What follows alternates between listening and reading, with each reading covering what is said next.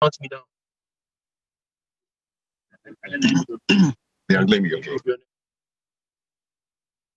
Another morning on the AM show, and this morning we're coming to you live from Ashaiman. Like you can see here, we're getting on location.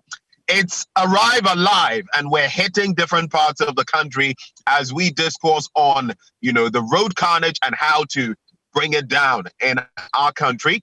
And so basically that is what is happening. Today's show is going to be one of a kind. It's a different kind of show. We're hitting the streets. It's an outdoor broadcast, and we're live here at the Ashaiman main lorry station. We're going to be interacting with drivers, vehicle drivers or Okada riders. We're going to be talking, arriving alive, basically. A bit of a rumble right now, but we're getting into the station. And so that is the shape the show is going to be taking this morning. Like you can see my crew in the background. So we're about to get to it. Just stay with us between now and the later hours of the morning as we bring you the very best on the AM show. So let's gear up now for the news this morning, which I am going to be bringing your way now, live from location. So let's get on with it. And in our very first story, the minority leader in Parliament, Haruna Iddrisu, has hinted that until the Techiman South parliamentary results are recollated, his side of the House will not participate in the inauguration of President Akufo-Addo for a second term. Now, the president is due to be sworn in on the 7th of January 2021 before parliamentarians in Parliament, actually. So the NDC insists it won the seat, but Mr. Iddrisu tells Joy News the declaration of the seat in favor of the NPP's Martin Ejay Mensah Kosa is fraudulent, and they will not allow it to stand. Christopher of the NDC won.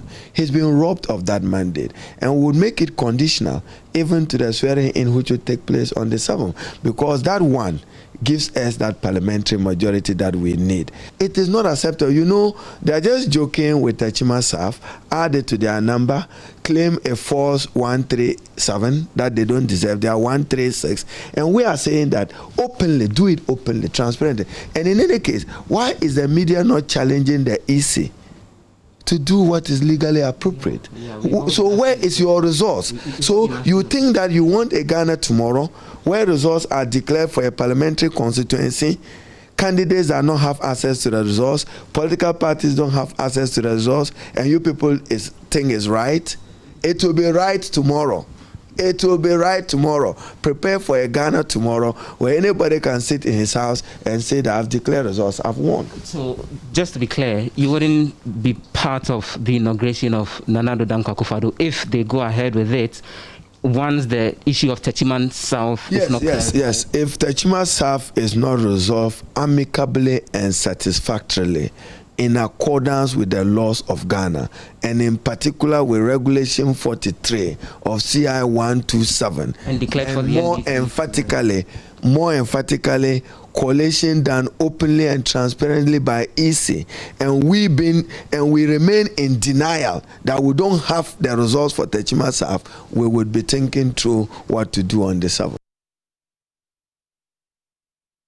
So the full interview of that encounter with a minority leader as later on the show. Meanwhile,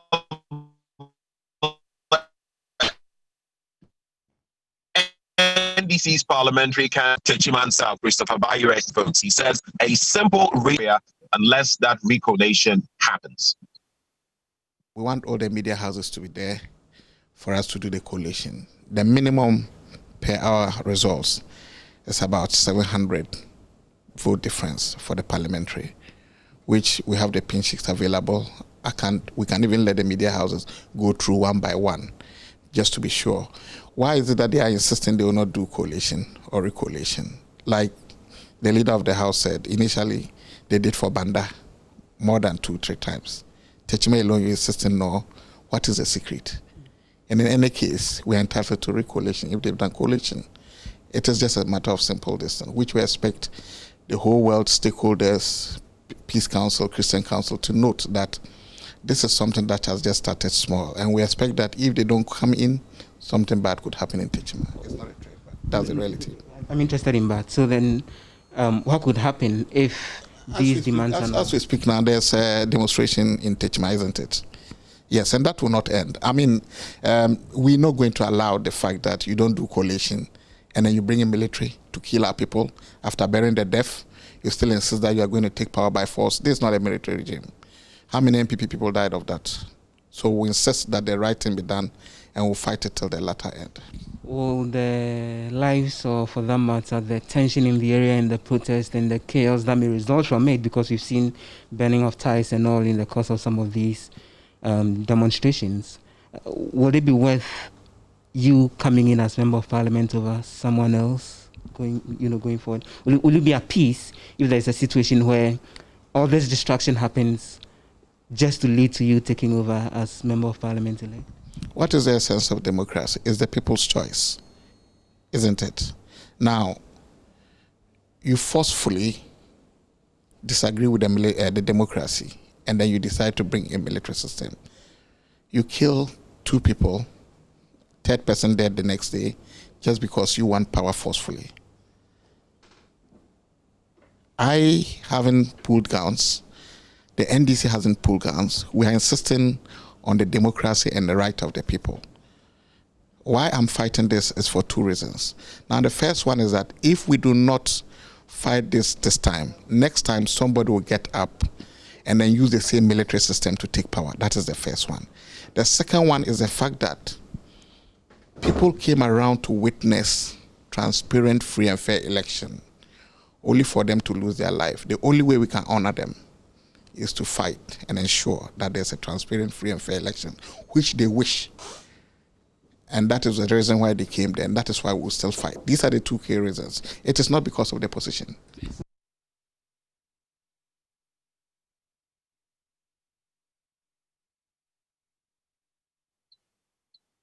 Now, a number of fire outbreaks have been reported in markets and other public spaces across the country. It's become a source of worry for traders who are losing thousands of cedis in these fire outbreaks. Last Saturday, a section of the Kanishi market was razed by fire, leaving 9 shops destroyed. My colleague, Kweko Asante, will be bringing us a wrap on that. But the National Investigations Bureau has arrested the driver of Deputy General Secretary of the National Democratic Congress, Peter Otukono. Now, lawyer for the suspect, Victor Kojoga Adawudu, says the Bureau is denying him access to his client, Eric Adogla. He has also not been told what his client is being held for. Victor Adawudu has been speaking on Joy FM's Top Story. When I was told that, yes, he was arrested this morning, I said, okay. I went to the BNI headquarters, and I said I was there to have conference with my client. From the reception, it was sent to their superiors, and their superiors also came back with the information that I should go to Kaukudi, their regional office, and I'll meet my client there. When I go there, I should see an officer whose designation is HS23. So I went there. I got there around 11:55? Yes, 11:55.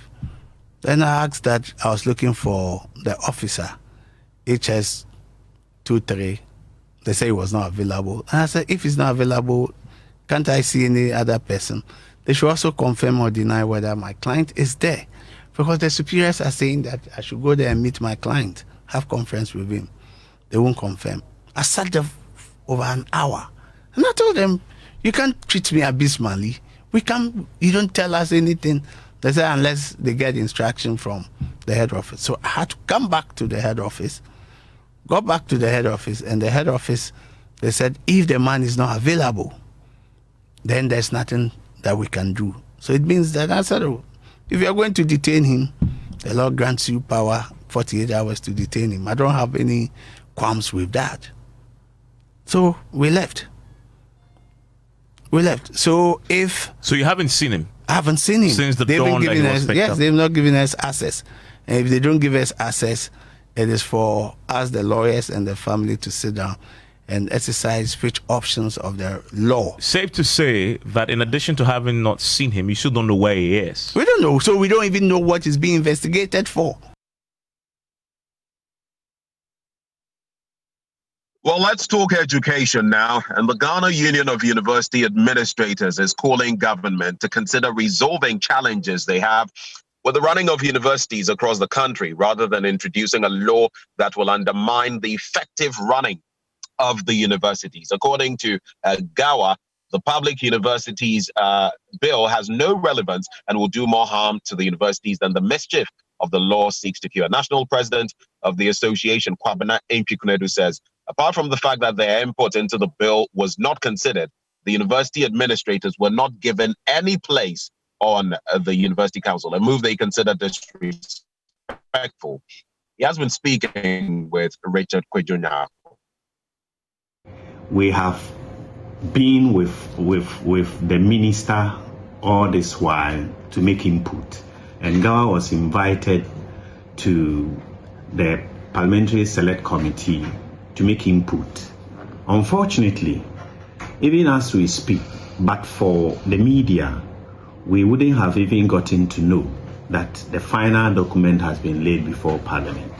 Having gone through, we think that most of the input we made, and together with other stakeholders, they were not factored in. It is very disturbing, especially for Gawa, apart from the general dissatisfaction of this law, is the fact that even in the composition of the council members, the council is the highest decision-making body of a university. Even there, Gawa is not represented. If you look at what has been laid before Parliament, the junior staff, the senior staff, our counterpart, UTAG, are all represented. Gawa is not represented. And for us, this is disrespectful, and to say the least, and disregard to the role Gawa plays in the university administration. Now, in our final story, we can talk about the James Camp prison, which has emerged as one of the major beneficiaries of the Cosmos Energy COVID-19 relief project. Now, Cosmos Energy, an oil and gas production company, donated food items to the prison. The company is confident that these food items will complement government's feeding program for the inmates. The company has also started a mushroom and snail farming project in the prisons to aid inmates in learning relevant skills. In all, the project is worth $50,000. Judith Awatritando has more in this report. So thanks for your time. As you can see with me here, I'm here at the, it's one center for two different, if I may say, institutions. We have the James Camp Prison and we have the Bostal Institute. And I'm here with the in charge of the OIC of the Bostal Institute, ADP, Licento. So thanks for your time. Welcome to Joy News. So it's been so orderly since I came. I've seen how you and your officers are helping the inmates go through the process. And first, take me through what is required of them when they get here before they enter the hall. All right, I think, thank you very much for the opportunity. I think we started barely a few minutes after 1 because they had to go to James Camp Prison before proceeding to this place. As the normal thing requires.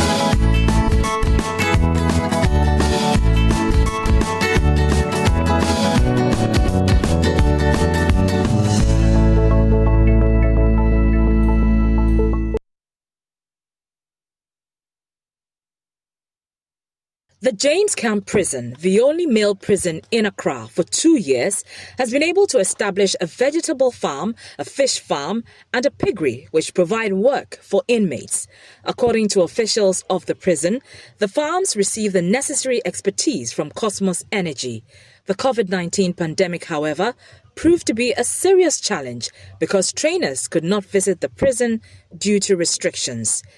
Officer in charge of James Camp Prison, ADP Raphael shares some challenges they faced. In fact, this year, because of COVID-19, we have a lot of challenges. All our efforts have slowed down. You know, we do have people from outside to support us in training the inmates, but because of the restrictions, they cannot come in to do that. So the training program more or less has come to a halt. Senior Vice President and Head of Ghana Business Unit for Cosmos Energy, Joe Mensah, said they equipped ex-convicts with vocational skills to prevent them from returning to the prisons. Cosmos has therefore launched a new mushroom and snail farming project for the inmates. We are going to now cut a sword and then teach them how to farm, mushroom farming and stuff, so that when they leave this premises, they will have something sustainable that they can live on. Otherwise, it becomes a vicious cycle. They go and then they come back into the prison. They go and they come back to. We want to cut that cycle by teaching them something that they could do. As someone, said in there, that you could give a fish to a man, he will eat for a day, but if you teach him how to fish, they can eat forever. Mr. Twekpe was grateful for the kind gesture. He added the donation will not only provide work for their inmates, but also nutritious meals to energize them. This donation will go a long way to help the inmates' health. Because government has been feeding them, but the feeding rate is very small. But with this, it will beef up the ration they will take. And by so doing, they will be very energetic. So that whatever they have to learn here, they can concentrate on it. And aside this, the prisons is more or less a home away home. Nobody is beyond prisons. So when we make that place a better place, it's good for all of us. Judith Awochitando's report for Joy News.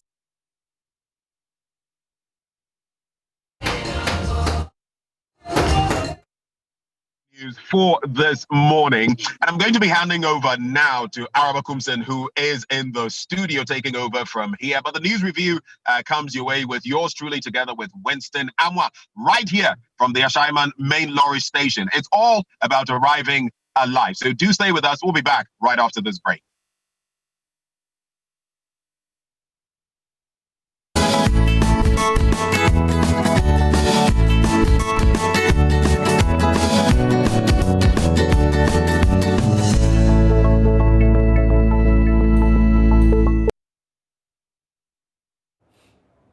Hello. Good morning and welcome again to the AM show. I'm Araba Kumsen. Very shortly, we'll be crossing back to location at the Ashiaman Old Station, where Winston Amwa and Benjamin Akakpo will be bringing us the newspaper review. Also, there's sports at 7 a.m. with Gary Al Smith. We'll also have that interview a correspondent, parliamentary correspondent, Joseph Opoku-Gakpo had with Minority Leader Haruna Iddrisu. In this conversation, the Minority Leader talks about why he won't support anything more than 80 ministers next year. He also talks about Techiman South. That has been a major topic in the news. Qualities the next speaker should have, and why Parliament will be a stronger institution from next year. At 7:45 a.m., we cross over to Ashiaman and we have this Arrival Live conversation in conjunction with the National Road Safety Authority. This is a program meant to educate and create awareness on the essence of staying safe on our roads, especially as we approach Christmas. There will be 2 roving cameras, that is Circle and Tema. Maxwell Akpakwa and Kwame Yanka will speak with commercial drivers about the accident rates, Christmas trips, lack of vehicle maintenance and other issues, as well as to passengers about their fears when they're traveling. Winston and Benjamin will interact with drivers and passengers at the Ashaiman Lorry Park ahead of the Christmas festivities. There'll be intermittent, the main program starts at 9 a.m. We'll be joined by the National Road Safety Authority, the Motor Transport Department, the Ghana Police Service, DVLA, the Ministry of Health, among others, on this particular conversation. And we'll carry out some education on passengers, on road safety. And so you would want to stay with us. But let's cross over to Ashiaman now, where Winston Amwa and Benjamin Akakpo are getting ready to bring us the newspaper review. Guys, are you ready?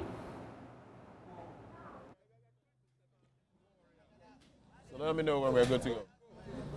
So thank you very much for joining us. We're coming to you live from the Ashaiman main lorry station. It's a special, it's an outdoor broadcast, and of course, Benjamin Akako is here. I'm here with my big brother, I call him my big brother, Winston Amwa, who also is going to be joining me for the news review. Winston. Yeah, Benjamin, what's up? Charlie, cool things though. Yeah, well, it's a Tuesday morning here at the Ashaiman lorry station, like you've indicated. Yep. And it feels good to be back home, I call it. Back home? Yeah, back home. I mean, I used to play around in this area, so I know the area very well, and not bad. I'll tell you the stories later on. Ashaiman connections. So this morning, I have the Ghanaian Times newspaper, the Daily Guide, and the New Crusading Guide. What papers do you have? And I have the Chronicle, I have the Daily Statesman, I've got the Daily Graphic and the Finder as well. Right. So let's quickly take a look at the headlines in the papers, and as time allows us, we'll dig into the stories. The Ghanaian Times this morning says, Accra at standstill, Yuletide causes traffic jam. And believe you me, I've been in some of these traffic jams. Crazy, absolutely crazy. I tell you, and I've experienced it too. It's terrible. I mean, it's one thing I like Christmas because we're an official Christmas station, but I also do think that, look, Christmas should come and go. This is we get back to normal traffic. Life. It's a Kenya traffic, you can put it that way. There's also 2 policemen interdicted for attempting to sell firearms. This is a story that since yesterday has gained some prominence. Kaneshi Market fire victims to receive financial support. And for me, I've always been saying, so for how long will these fires keep ravaging our markets, and how long are we going to keep doling out sums of money? I don't think it is sustainable. I don't know what you think. Well, I think we know the cause of fires. In 2012, 2013, we identify the causes as being the wiring of the market. 70-75% of the challenge was as a result of wiring. Electrical faults. And so if we know the problem, a problem well defined is half solved. What is preventing us from doing that? How about ensuring that we insure our markets? And so it doesn't have to become government's problem to consistently dole out money. Yeah. But if markets are insured, if market women insure their produce, they go to the insurance companies and get compensation, or claims once they suffer these things. I think it's the way we have to.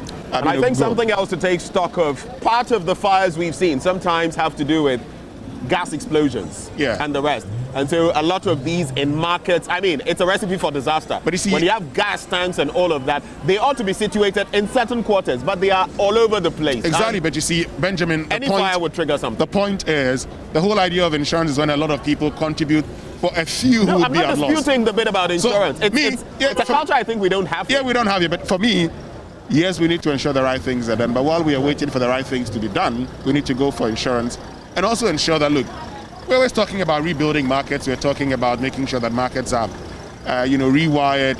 We talk too much, we don't act. Too much of the talking in this country, I want to see action. But let me take you to the Chronicle newspaper. And I'd like to start off with the scripture for today, Proverbs 20 verse 1.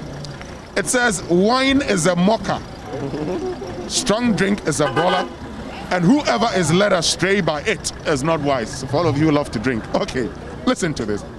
Psychiatrist warns government, legalizing weed in Ghana is dangerous. Stop it. Okay. And drama in court over discharge of Togolan separatists. And the back page says Milan clubs jostle to end year top of Serie A. Arteta blames Arsenal's winless run on poor conversion rate and finishing quality. Why is he the manager? And had a very bad time in the summer. That's according to Lionel Messi. Well, there are a few things I'd wanted to add from the Ghanaian Times newspaper. You love your football, don't you? I'm a football fan. I love Man United. Which Ghanaian team? Let's start from our own. So Asante Kotoko. Boss. Some people will be offended. Okay, what kind of when you please allow those who are doing hard to you see, they have a phobia for us. But Mourinho unhappy with Spurs' attitude in Leicester defeat, and it appears 2 games back to back. He should stop complaining. They are just Spurs. They are no longer hot. He should stop complaining. He should stop complaining. He's fond of that. Well, look, the back stops to the leader. It's as simple as that. Anyway, it is the reason why you're there. So don't explain problems to me. Solve the problems. problems. You don't explain problems. Anyway, so Pelé congratulates Messi for equaling a goal record. That's another one. Lionel Messi, the Barcelona forward, netting his 643rd goal there. But let me now quickly do the Daily Guide newspaper. The headlines, very interesting one to start off, Winston. Chief 70 dies during... well, I mean, you might as well say it. Sex Yeah, during that's what the the story thing. says, yeah. Chief 70 dies during the thing. Well, the paper says... the paper says sex, so... You're not the one saying it. You're no. reporting what the paper says. It's being delivered by the Daily Guide newspaper. I don't have access to it. Rioting NDC supporters stone police officers injured, cars damaged. AG Powers case adjourned indefinitely, and then government orders 6 million COVID-19 vaccines. On the back page, Maradona's death was a type of suicide. Interesting. And then Mo Salah, of course, of Liverpool, unhappy with his team. Well, you should be thinking of moving, but the Daily Statement says Ghana to receive COVID-19 vaccines by end of March 2021. So we are 3 months away from receipt of COVID-19, vaccines. NDC behind market fires, NPP alleges. And the question you ask is, where is the evidence? Right. Don't just allege, don't just accuse. Let them be based on facts. Winston, in the legal game, the focus, the most crucial point is evidence. Exactly. If you allege, you must prove. Yeah. And when I went into Cantamanto, when the fire raged, gutted the sewing section, knitting section of the market, some of the traders made mention of this, and each one of them I would ask, where is your proof? What do you have to show? And believe you me, none of them was able to give me anything concrete. We know in recent days, there's that gentleman, is it David or something, who was apprehended supposedly because he had been saying certain things. And that is where we also ought to watch our utterances, what we say. Yeah, but you know one thing. I was in this country in 2013 following the 2012 elections. And there were lots of issues about, lots of concerns with market fires. Right. When we brought the Israelis in to check everything. Yep, I keenly remember that. At the time, the suspicion was that MPP members were doing that. It's always the opposition. It's the same script again. And what did you realize? We did all the research and found out that it was not the case. Do further investigations. Research has told you 70% of market fires as a result of poor wiring of markets. Please, electrical faults. Please make sure the right things are done. And stop deceiving your supporters, Gabi urges Mahama. Well, he's telling him, don't say you won, but Sports Personality of the Year, 2020, Lewis Hamilton crowned winner. And 10-man Great Olympics beat Wafa. Hey, Oli, they are doing wonders. Oli. The other day, after the second win, someone was asking, now, only that because this sort of power is there. To be tracked. But the last time I checked yesterday, our very own Kumasi Asante Kotoko, Kuma Apembe Bakrobia, we were in 7th, and Accra House of Work were also in 8th. Oh, yes. So this one is like any hope at the end of the tunnel? See, if we don't win crime, we beat us. That's the competition. The competition is not with any other team, but Accra Hearts of Oak. Okay. So we beat them and it's good to go. That's what the other teams, they are Sankwas. Don't mind them. Let's do the new crusading guide now. It says NDC protests could spark post-election violence. That's according to the Peace Council. Yesterday I was interacting with Reverend Dr. Ernest Edu Jemfi, and some of that spilling into the conversation. NPP fingers NDC over market fires like you suggested. Boom, Katamanto MCE hot as group petitions Akufo-Addo to sack him. Now, this gentleman's situation, because now they are saying that no, because of the defeat we've suffered here, you must go. That is what happens when your life is in the hands of a president. Why must you lead the people because the president wants you to do so? Why can't you lead the people based on the fact that the people have elected you, like we have in the case of MPs? And so if I am this man, if I am all, MMDCs, I always would fight that I get elected so I have security of tenure. You're going back to 2019 and that near miss. Yeah, because you see, the point is that you have a president being able to elect these officials. Here you are with, party supporters saying, he didn't help us, let's sack him. For Christ's sake, it is not about you. is serving the interest of the community. When we reduce MMDCs to party service, that's what you get. Do you feel it was, an error, a mistake on our part when back then we decided, no, let's not put this to the people well, I think that, because the speculation was that people were going to vote against it anyway. Well, I think that the government at the time could have done a few things differently. If you realize that a lot of people were against the partisan election of MMDCs, go with the tide, move with the tide, let the people decide. See, the point is, you're serving the interest of the people. You're not serving your own interest. And if you're serving the interest of the people, you do what the people want you to do.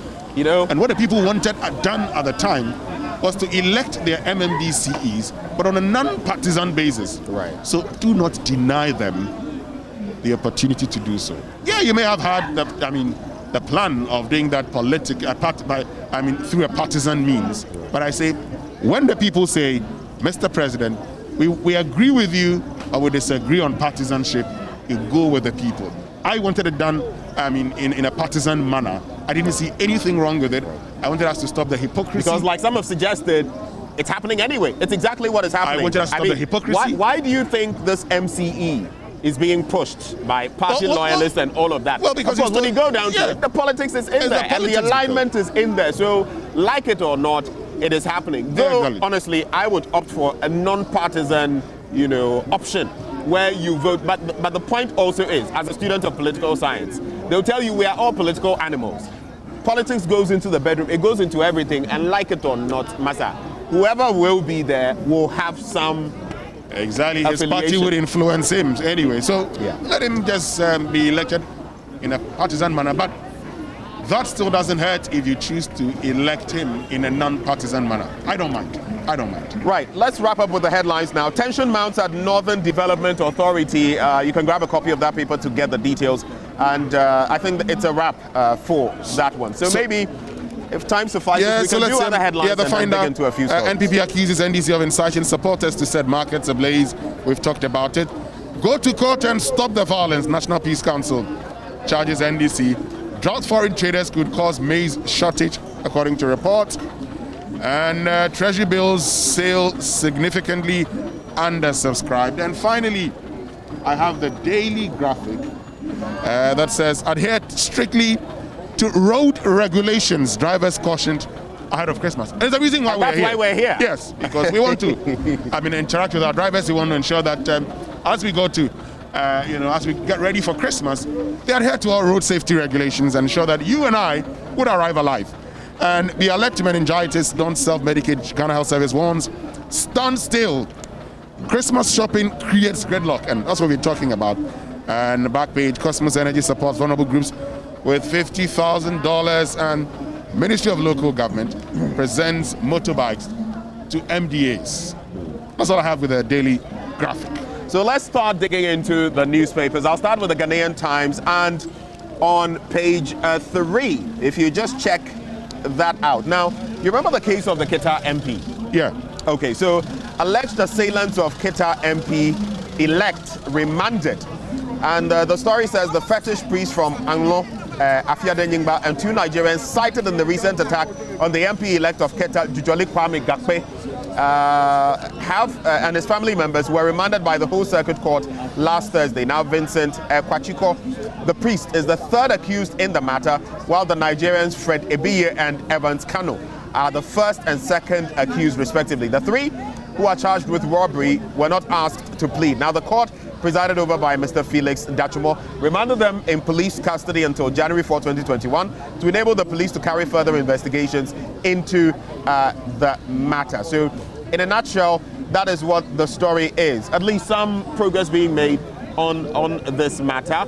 And this is not the only person we've seen who has been attacked. I mean, there have been a number of them. The Jomoro MP-elect, among others, who supposedly have been attacked, and at least a positive development from there. But tied to that, very quickly, because it's a security-related matter, 2 policemen interdicted for attempting to sell firearms, and the police administration has interdicted 2 policemen who were allegedly arrested for attempting to sell a gun and ammunition at Alajo in Accra at the weekend. The security personnel are Lance Corporal Emmanuel Abusayao and Lance Corporal Suleiman Yusuf, all of the visibility unit of the police at the headquarters in Accra. Alajo, interesting. You remember the alleged coup situation? Yes. Alajo is trending for all the arms-related issues. I mean, they've been in the news for some wrong reasons. But you know, the Daily Graphic and has the story with the reason why we're here that says adhere strictly to road regulations, and we're told that the Director General of the National Road Safety Authority, Mary Obri Yaboa, has indicated that highways such as the Accra Kumasi, Accra Winneba and Aflao, Tamale, Kintampo, and Takwa Bogoswa Yamfuri were hotspots for accidents during the festive season. It's one of the reasons why but the main reason why we are here today is to engage drivers and help them appreciate the fact that, look, lives matter and people's lives are in their hands. And so as we drive, as we make merry during this festive season, we should be mindful of one fact. We must arrive alive. We must not arrive injured. We must arrive healthy and hearty. And that's very important. So make merry, but in such a way that you won't be sorry at the end. You should. I would make merry, but I'll do it such that I will live and live for the next 47 years. You know, but why 47? Or I want to die at a certain age. I have asked God to grant me life. Are you like Michael Jackson, who was forecasting? Well, he went quite far past the age that he had forecast. I want to die in my 80s. In your 80s? You know, the Bible has something on that. It says 70 years for every man, 80 if you are strong. So you want to be in your 80s? I want to be in my 80s. That's to show you're a strong man. I will try and hit 90 if God permits me. But I don't want to be a burden when I grow old. Ayo. and talk of all of this reminds me of that Lord Kenya song from way back. Driver Susuko.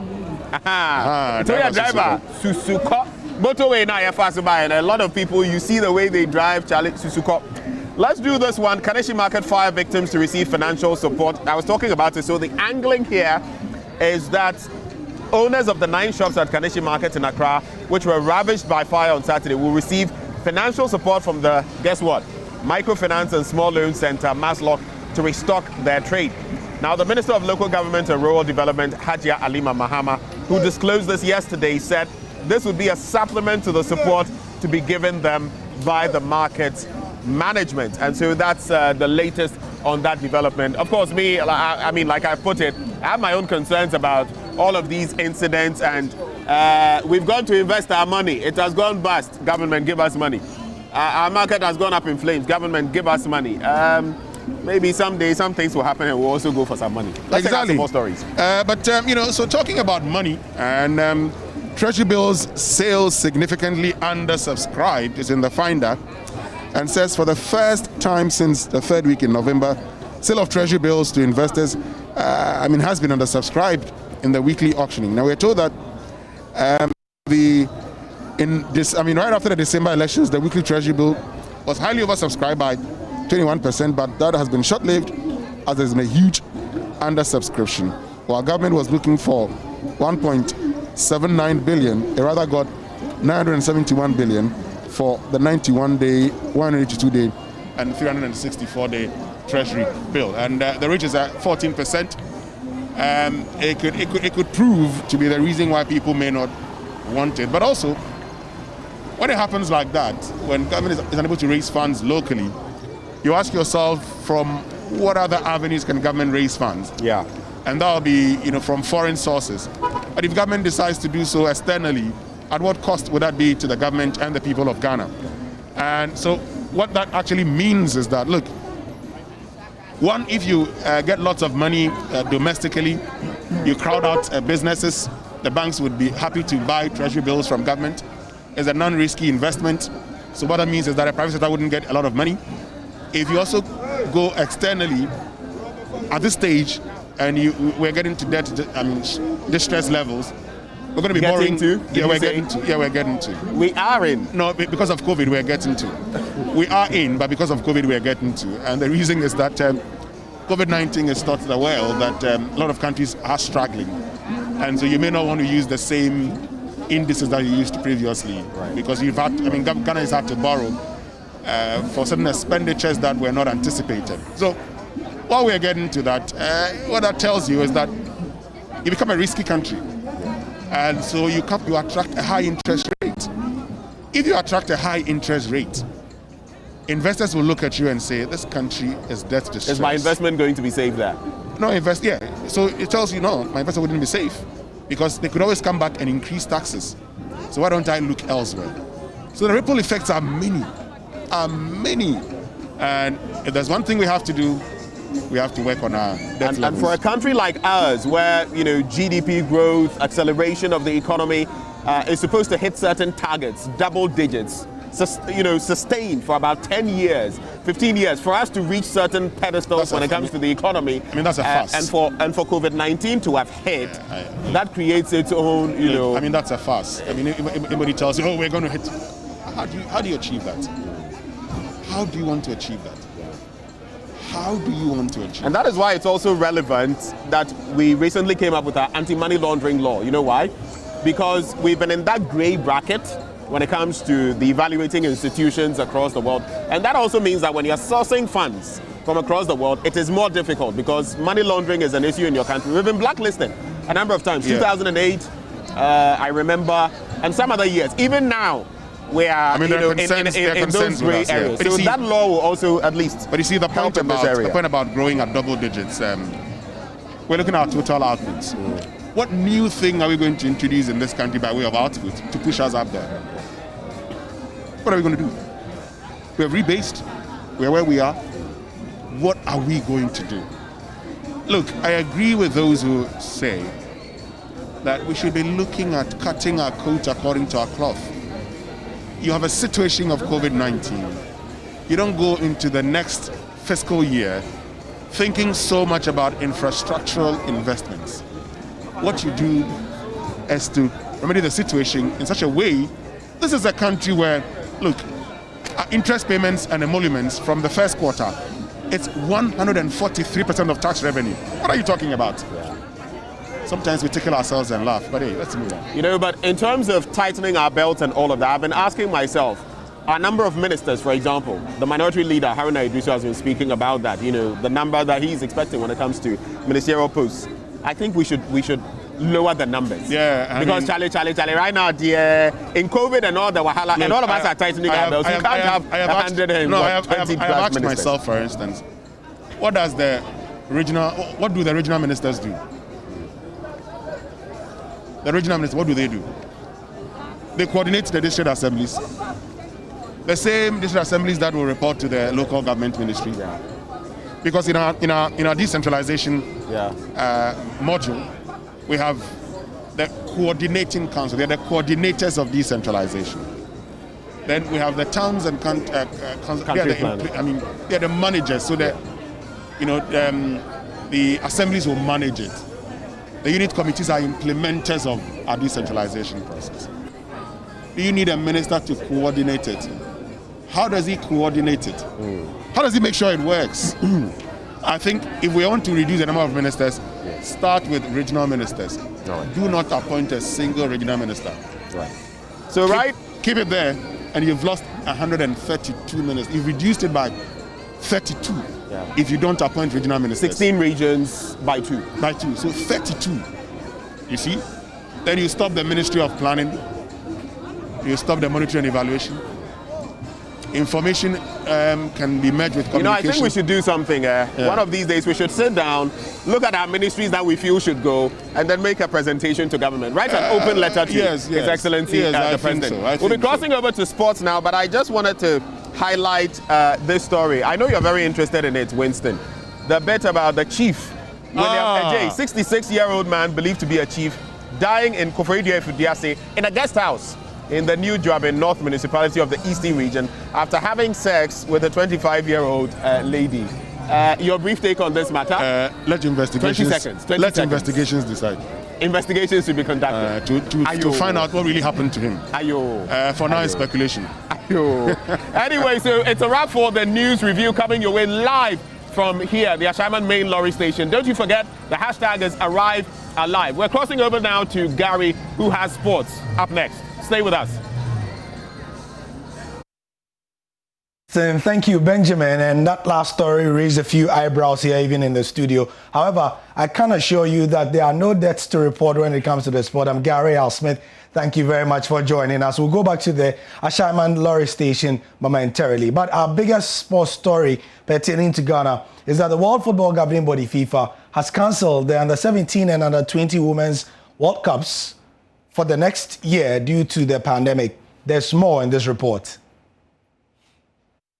In a letter sent to member associations through CAF on Monday, December 21, 2020, the World Football Governing Body confirmed the cancellation of 2 tournaments and the qualifiers. As a result of COVID-19, confederations face difficulties in completing the qualifiers phase. FIFA has decided to cancel both the U17 and U20 Women's World Cups 2020. The phases of all continental qualifiers are as well cancelled. Ghana's junior female teams, the Black Maidens U17 and the Black Princesses U20, have been preparing for these tournaments. The teams broke camp in October following a temporary suspension of the qualifiers.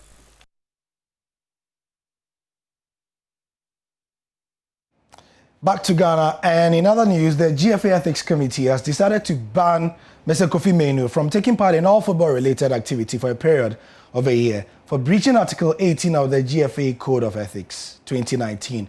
Joy Sports Asari Bediako has the rest of the story. The GFA Ethics Committee at its meeting held on December 10, 2020 found Mr. Kofi Manu to have breached Article 18 of the GFA Code of Ethics, which imposes a duty to assist and cooperate truthfully, fully and in good faith with the Ethics Committee at all times, and not to take any action actually or apparently intended to obstruct, evade or otherwise interfere with any actual or potential Ethics Committee proceedings. The committee has commenced proceedings into Mr. Kofi Manu's alleged involvement in Tiger Eyes No. 12 documentary. Mr. Manu was served a notice in a letter dated November 23, 2020 to appear before the committee in person on Thursday, December 3, 2020. A copy of the Tiger Eyes video was added to the letter. However, Mr. Manu failed to appear before the GFA Ethics Committee. He had also failed to honor a previous invitation to appear before the Ethics Committee on November 19, 2020. In a letter dated December 1, 2020, Mr. Manu raised various issues which could have been resolved if he had attended the meeting scheduled for December 3, 2020. On the basis of his misconduct, the committee found Mr. Kofi Manu guilty of breaching Article 18, which imposes the following sanctions in case of violation: a fine of at least 5,000 Ghana cedis and a ban on taking part in any football-related activity for a maximum of 2 years. Away from the boardroom and onto the pitch in the Ghana Premier League, Brekum Chelsea and Aduana Stars settled for a 1-1 draw at the Golden City Park on Monday. It was an entertaining regional derby, and here are the highlights. Very poor clearance. Chance comes to Amankona. Amankona lays on the pass. It goes to the far side into the 18-yard box, and it's an on goal, or is it? Yes, the referee has given the goal. Effort from the right, Stephen Amankona getting into it, and in desperation to clear their lines, got an Aduana Stars player. Looked like an own goal, yes. It's coming on in just a second. I've seen Samuel Bill being prepped.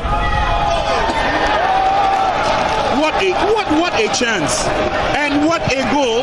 Bright Ajay gets Aduana Stars back in the game. Out of nothing came the free kick, and as shocked as the Brekum Chelsea players are, everyone was watching exactly what was going to happen to that. And after the game, head coach of Aduana, who you just saw in your shot in that final frame, Pakwesi Fabian, ruled the scoring chances his side missed. Well, we create chances, all right. In every match, we create so many chances, and then we're not able to take them. But if you come away and you get a point back home, I think it's consoling enough. Exactly. In your opinion, as an experienced head coach, do you think this match was worthy of the Bono Derby, as we put it? Well, I must say that it wasn't as exciting as it should have been. When there's a local derby like this, the anxiety, the tension, and everything makes the game a little bit overstretched. So we didn't see the best out of the game. As for me, that's what I'm saying. And you're welcome back to the studio. It's time to bring you that interview with the minority leader. Our correspondent, parliamentary correspondent, Joseph Opoku-Gakpo, interacts with Haruna Iddrisu. And he has a conversation about why he won't support anything more than 80 ministers next year and a lot more. Watch. We're doing a quick review of how the 7th Parliament has functioned over the last 4 years. The Honourable Member of Parliament for Tamale South and also the Minority Leader, Haruna Iddrisu, is our guest as we have this conversation. Honourable, thanks very much for joining us. To begin broadly, how have things panned out in the 7th Parliament, which lifespan is coming to an end on the 6th of January 2021, from your perspective? I've always maintained that Parliament is a forum where right and wrong should be debated. And the conclusions must be one if we are serving the public interest, that right prevails, not partisanship, or I have the numbers. Essentially, Parliament must reflect the needs and aspirations of the Ghanaian people. I believe without fear of contradiction that Ghanaians in 2020 in the presidential and parliamentary election voted for an inevitable outcome of no party having a majority in parliament. For me, that is profound in many respects. It means that Ghanaians are tired of our polarization and divisions. It reflects that Ghanaians are tired of our excessive partisanship. It reflects that Ghanaians are tired that the opportunities for prosperity, the opportunities for business, the opportunity for talent and young development is shared solely to the political party in office. Ghanaians are rejecting that and have rejected that. It means that we should have one cohesive, united Ghana where its opportunities are shared to all. And therefore, if you now have a parliament of 137, it tells you that share the opportunities well and equally, whether NDC or MPP, if he is deserving. So we expect that going forward, without prejudice to who is declared president. For instance, I expect that whoever wins the presidency, first of all, must cut and reduce the size of government. I will not, whether as majority or minority leader, negotiate with any president on reducing the size of his government. He must, because that's what the Ghanaian people want. Why would you want to have 120 ministers of state in a small country like Ghana? Why can't you have maximum?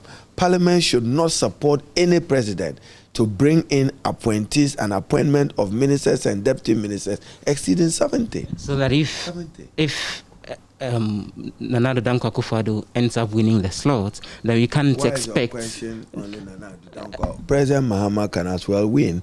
I mean, when you have an electoral commission make a determination and a declaration in statistical error, and there are discrepancies in actual figures against percentages, of even percentages exceeding 100%, you don't rule out what the statistical advantage may be. The Constitution in Article 63 and 64 is pregnant with the requirement of obtaining over 50 plus 1 vote of the electorate, not changes in numbers by an embarrassed chairperson of the Electoral Commission. So that if that indecent haste. So that if what was it for? Yeah, I'll come to that in a while. So that if even it's President John Mahama, you wouldn't back a situation where he's bringing more than what 70, 80 ministers and deputies. Yes. I want it to reflect that the Ghanaian people want a preservation of public resources and its prudent use. And in that use, they want to see the number and the size of ministers reduced. You have to provide accommodation, provide vehicles, four-wheel saloon. All that counts as a cost. That can be used to take care of a pregnant woman or some sick child somewhere. So that's for President John Mahama. And if it's President Akufo-Addo, you would equally not support Tinubu. But why would you want to tie the hands of the president? Don't prejudice my comment. It's president neutral, whoever becomes president of Ghana. But why would you want to tie the hands of the president in terms of who he would want and how many people he would want to help him get the job done? Nobody's tying. We are tying his hands not to be wasting public resources and on profligate expenditure. So we're not tying his hand. We're just saying that spend the taxpayers' money well and spend it prudently. You don't need that large size of government to run. So that'll be Parliament doing that. And that's where the fear is coming from, that with how close the Parliament figures are looking like, there could be the situation where Parliament, and for that matter, the NDC, may make it impossible for government to run going into the next one. Don't forget, I'm in Parliament on my own as MP for Tamale South. My expectation, as I've advocated publicly and strongly in the last decade, is to see a reduction in the size of government, nothing more. And so regardless of who's in power, that's the position. I say nothing more. If you have a question, I'll be happy to answer. Let me move on to the rest of it. Will the NDC have a majority in Parliament before the 6th of January, when this whole Parliament is supposed to end to make way for the next Parliament? We are profoundly optimistic that if the Electoral Commission respects the laws of Ghana, and in particular its own governing law, CI 127, Regulation 43, Christopher of the NDC warned Techima, let anybody, including you, the media, demand a public, transparent collation and aggregation of the results of Techima constituency, polling station by polling station, certified results are certified by even the MPP, and you would know who the eventual winner of Techima is. Christopher of the NDC won. He's been robbed of that mandate and would make it conditional even to the swearing in which will take place on the 7th, because that one gives us that parliamentary majority that we need. So we are standing in denial by a collusion of fraud by the Electoral Commission and the New Patriotic Party. They didn't win Techima. How come that they could collate and recollate Banda 4 times where Honorable Ahmed won in the same region, same corner, and cannot collate Techima? In any case, you are a respected media practitioner. Show me evidence of the declaration for Techima, if you have one. It is only in Nana Addo Dankwa's Ghana what the presidents were certain that a resource is declared. Political parties don't have access to the declared resource. Candidates don't have access to the declared resource. You are not seeing that as a grave threat to multi-party constitutional democracy. I worry tomorrow I'll just declare Tamale South won, Haruna. You ask me of results, I say go to regional director, go to district director. Is that what you want? In a democracy, we play to the rules, and we must play to the rules. CI 127, Regulation 143, respected. The Electoral Commission must respect it. The President of Ghana must respect it. All citizens must respect it. It is not acceptable. You know, they are just joking with Techima South, added to their number, claim a false 137 that they don't deserve. They are 136. And we are saying that openly, do it openly, transparently. And in any case, why is the media not challenging the EC to do what is legally appropriate? So where is your results? So you think that you want a Ghana tomorrow where results are declared for a parliamentary constituency, candidates that don't have access to the results, political parties don't have access to the results, and you people think is right? It will be right tomorrow. It will be right tomorrow. Prepare for a Ghana tomorrow where anybody can sit in his house and say that I've declared results, I've won. So just to be clear, you wouldn't be part of the inauguration of Nana Addo Dankwa Akufo-Addo if they go ahead with it once the issue of Techima South is not clear? Yes. If Techima South is not resolved amicably and satisfactorily in accordance with the laws of Ghana, and in particular with Regulation 43 of CI 127, and declared and for the more NDC. emphatically collation done openly and transparently by EC, and we remain in denial that we don't have the results for Techima South, we would be thinking through what to do on the 7th. Which would include not participating in the inauguration of determine what we do. You referenced that earlier. Yes. You referenced that earlier, that it's one of the conditions that you are asking for. We want Techima South resolved before 7th January by all means possible. I've heard people say that go to court. That's kind of repeatedly, because the EC, the EC in putting out the details of positions in Parliament and who has won how many seats, they've added Techima South and given it to the NPP. The same EC. What is their basis for adding Techima South when I have no basis to receive a result so declared by them? Where is the result? And you people, you must stop this uninformed position. Every other day, go to court. I will go to court on something. I would only go to court when the results are given to me and I'm dissatisfied with it. In this particular matter, I've been denied the results. I don't have the results. What am I going to court with? What is between now and when they give you the results eventually? What am I going to court with? With tomatoes and oranges? But my question is, what if... I say go to court with what? I should go to court and say my oranges and bananas were taken away from me. At least give me what you have collated and certified.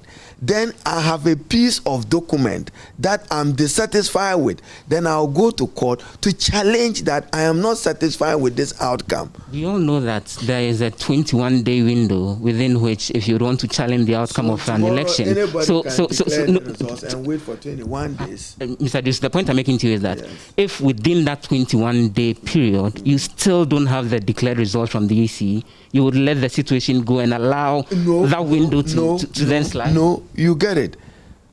When you have a declaration and you give me a copy of that declaration, certified, legal, legitimate, and I'm not satisfied, then you can encourage me to go to court. In this particular matter, we simply don't have the results, and we cannot even demand the results from the Electoral Commission of Ghana, which is governed by law.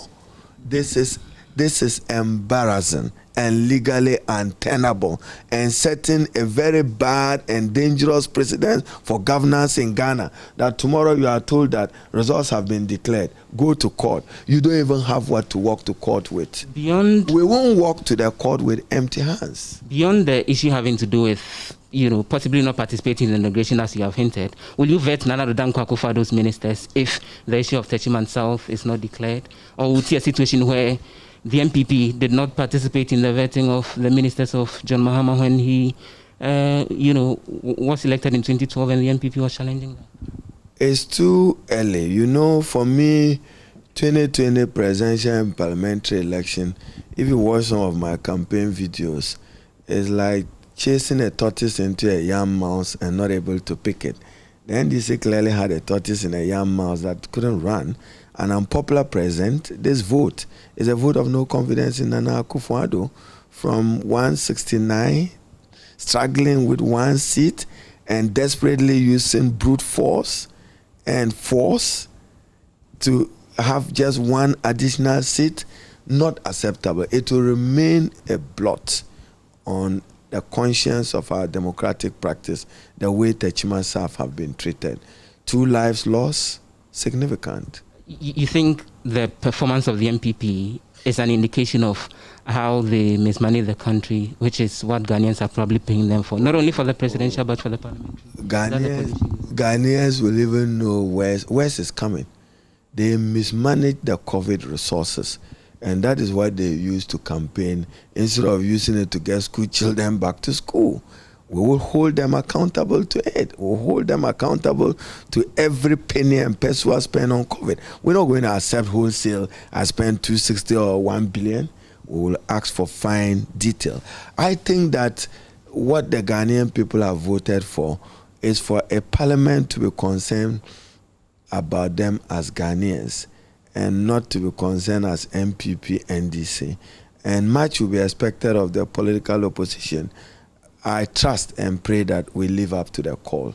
Will this parliament actually be able to work effectively going into the 8th parliament with the close margins and with all the contentious issues, even regarding who may be the next speaker or deputy speaker? It should. If you recall, and you have always been on the floor of parliament, largely our decisions are by consensus, save when you want to loot the state, like they wanted to do in respect of Ajapa.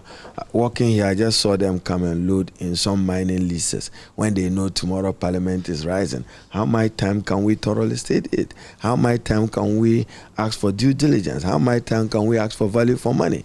The nature of the 8th Parliament is that MPs reflect about the Ghanaian in everything you do. Member of Parliament reflect about the need for value for money in perusing any loan or financial agreement brought to by government.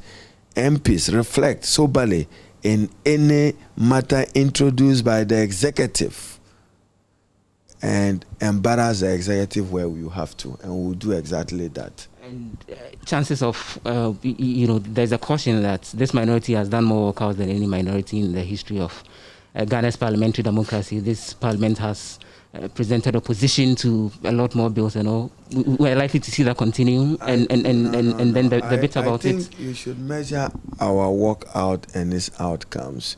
You saw even at Japan when they wanted to take away our gold royalties undeservingly.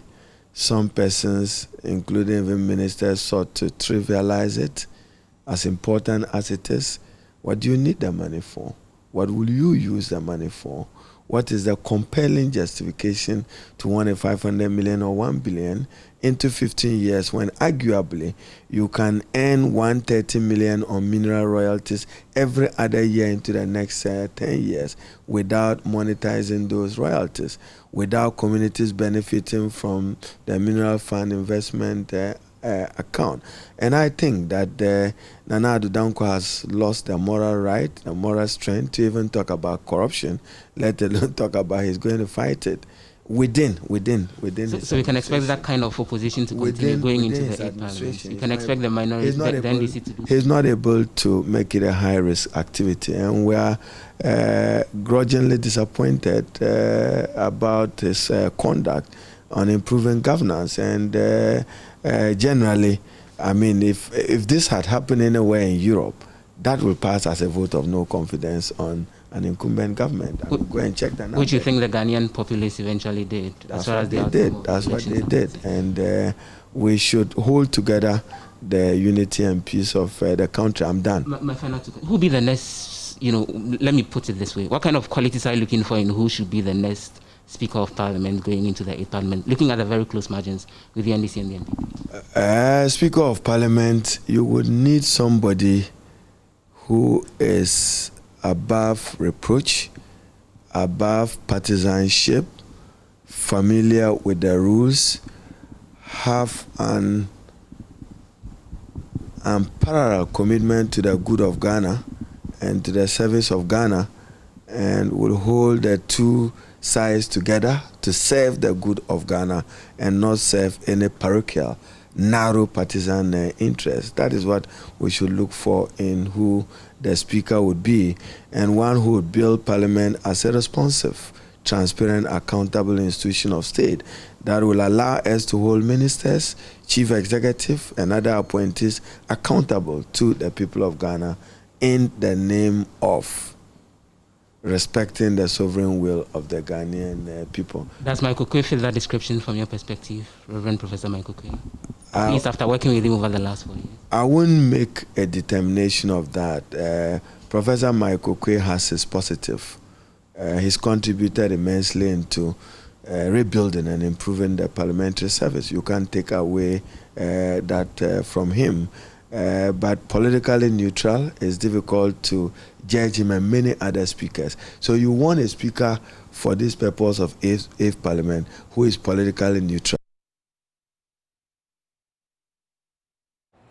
So just gone by is that interview with the minority leader Haruna Iddrisu there, and of course he also made the point about the selection of a new speaker. There's keen interest on who becomes the speaker from next year, and of course several names have popped up. Michael Quay, of course, the current incumbent Speaker of Parliament, his name has come up. Also, Justice Doche of the Supreme Court, his name has come up as well. And of course, a former First Deputy Speaker and now Chairman of the MPP, Freddie Blay, his name has also come up. So we wait to see how that pans out. But as you heard him say, there are a lot of characteristics that they will look out for in choosing a speaker. Obviously, he must be not partisan, he must be above reproach, and a lot more. So in the coming days, we'll see who emerges Speaker of Parliament, of the 8th Parliament. But you're still here on the AM show. I'm Arba Kumsen, sitting in briefly for your regular host, Benjamin Akapo.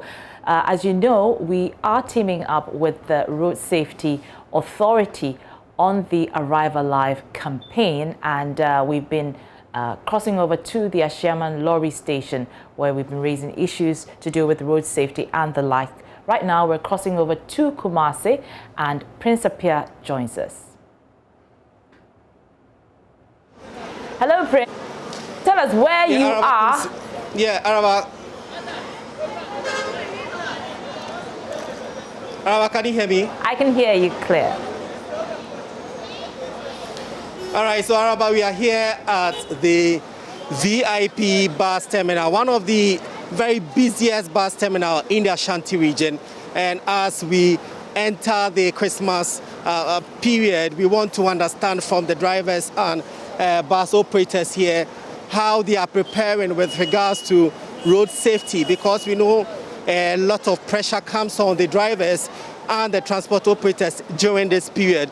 And there are a lot of accidents, unfortunately, during this period. So we want to understand from the authorities here and some passengers on what is the understanding of road safety and what they are doing to guard themselves during this period. And before we start speaking to any of the customers and the passengers here, we want to understand from the leadership of the transport terminal here. We are joined by one of the leaders. Thank you very much for joining us on Joy News. Patona Udino. Obuoba Kisi. Obuoba Kisi. You say Christmas period Muankasa, and you say pressure so. Saying and Yama Esifa at TSC. Oh, the said it was a meeting consider we are not of one casa, say Brunye Bar. To be a year or point so overtaking way. I don't know who's the new daho. Turn overtaking, you know. I'm passing from the bounce, you know, I'm a fine. Yeah, Veronica bucket and I didn't and so tete oh, and Sansa could take it. Not before Focus, I heard so here. Face Max CB, you know, my didn't get on come up. This period and so I'm amount for a demand a yam buses Nepal. And also at the same. Oh, and a crack. I'm a pay. The one bounce for a hero ye. So you Basabasabia and Kusi. I did about Conso, you say, Osha a year, a Quaya Muchana, what kind of war? Kumasi to Accra, Kumasi to Mia Bebre. I am not drivers, no, so I am not Bebrina, Bebre, time because pressure no at also. I don't know more. Because ran also to me my accident about a crime. Correct. This is the penny for no. On my yama, I track Masidi, a one driver. Now, see a corner north for no one on the idea, 2 drivers. Kebia, 2 driver. Kebia. I don't know, son, or a deben son, and what the account say drivers near 2 and I say shift system, no saying it. Shift system, a new swap on time to solve about. But the drew so they are okwa. We are 2 drivers. We are 2 drivers. It's 2 drivers. Normal driver no. Say drew time bena. Omi na okanum. Semnam de call. Nasa me bra. Na do team in channel. Wabeji. Until say be drew. Ada say wa na. Tamale. Na ehwe customers nso a omo esa efro basisi ede ensembe na moso mo ka kire omo ekwan aye ko bebre na ya na omo driver na ko ba bia no mo tietie mu fani say ye ni say content man ne de kekan kan ho ede na nyina ye tu adra afo ne fo passenger untim de tima me kire driver ne de wonye you say ekwan na ye tu no awe bia na so blood mu ko duru a na modu yem omo for so driver for no there can be a chat so passing be am pressure men follow you so adwen odini do adinadu driver ye penten wa chere nyina you free adwenum chetu e driver for no for pa Christmas yi by so enim say 24th 25th 26th there any peak period and then mo catch a driver for ne eye one more ma be faka no mo mrantem ana say mo ntwen na that time no the pressure na ba passenger for ne there and I catch a driver for say mo ntie passenger bia no wadwen na de odine kokuduro no ene hia catch a driver watch a nkasa no blood ni koduro a odinadu one franc koduro na no was odine duro dia asa sem bia ni ho ye tu a driver for ne for no makasa fine anyhow. That's if to be on my debema a TF1 ashfo. Oh, a TF1 dear, they catch on over for a cow, Yabotre. Remember, ma, that was any pressure. And I've watched why you say, and kitchen in a no macassa. So, who get what be yours then, no? Seeing your party in your heavy. As then the fourth new figure. Saying in your sounds like a seeing so, yours then. That's the fourth new figure. Yeah, maybe discipline committee chairman, Tembiano, the year 2 year. So we've been speaking to the discipline committee chairman of the VIP bus terminal here in the Ashanti region, specifically Kumasi. And what is happening is that he has been telling us their preparation and their advice to drivers as to how they are supposed to drive their vehicles in this particular period. He is also advising the driver not to listen to the passengers who normally will give pressure to the drivers to speed and get to places, their destination on time. He is saying that currently they have a shift system where when they are going on long hours, they have 2 drivers who will be in the vehicle. And as a result, at any point in time when the first driver is tired, then they change for the next driver to also drive the vehicle. All these they've put in place to ensure that passengers arrive alive in the wherever destination that they are going. We are in one of the buses and want to speak to the driver who is ready to move this particular VIP bus. That's a pass joining our join news. Mr. Mendamasipa. Patona Udine the same. We did your boating. Now, a basi a hine cosisi. But a quackra, if you come say quackra. In himself, time, Indiana pressure a womb. And a council, a Jojo, a Derubia, and penny for a bopa. Then, oh, yeah, as driving, I should say, if I could do something. Madam Asibably, I'm say, it said the Awokana, a do satamia, pressure woman, a council beja. Kana ya canon. I never come in soon woman as a man who woman say, walk a cardon, or so who can be the aman. A son said, Nipa Bakubet Mayam from so now they are sending Papa me and son as a 9 or quano so. And any time be a meme nama. Nim so me say and go ponka and dear, but actually, and I'm any paying in each. And see, Quana ye corner your corner about Trasso. Baby, only can say Obesanka, only can say Sanka.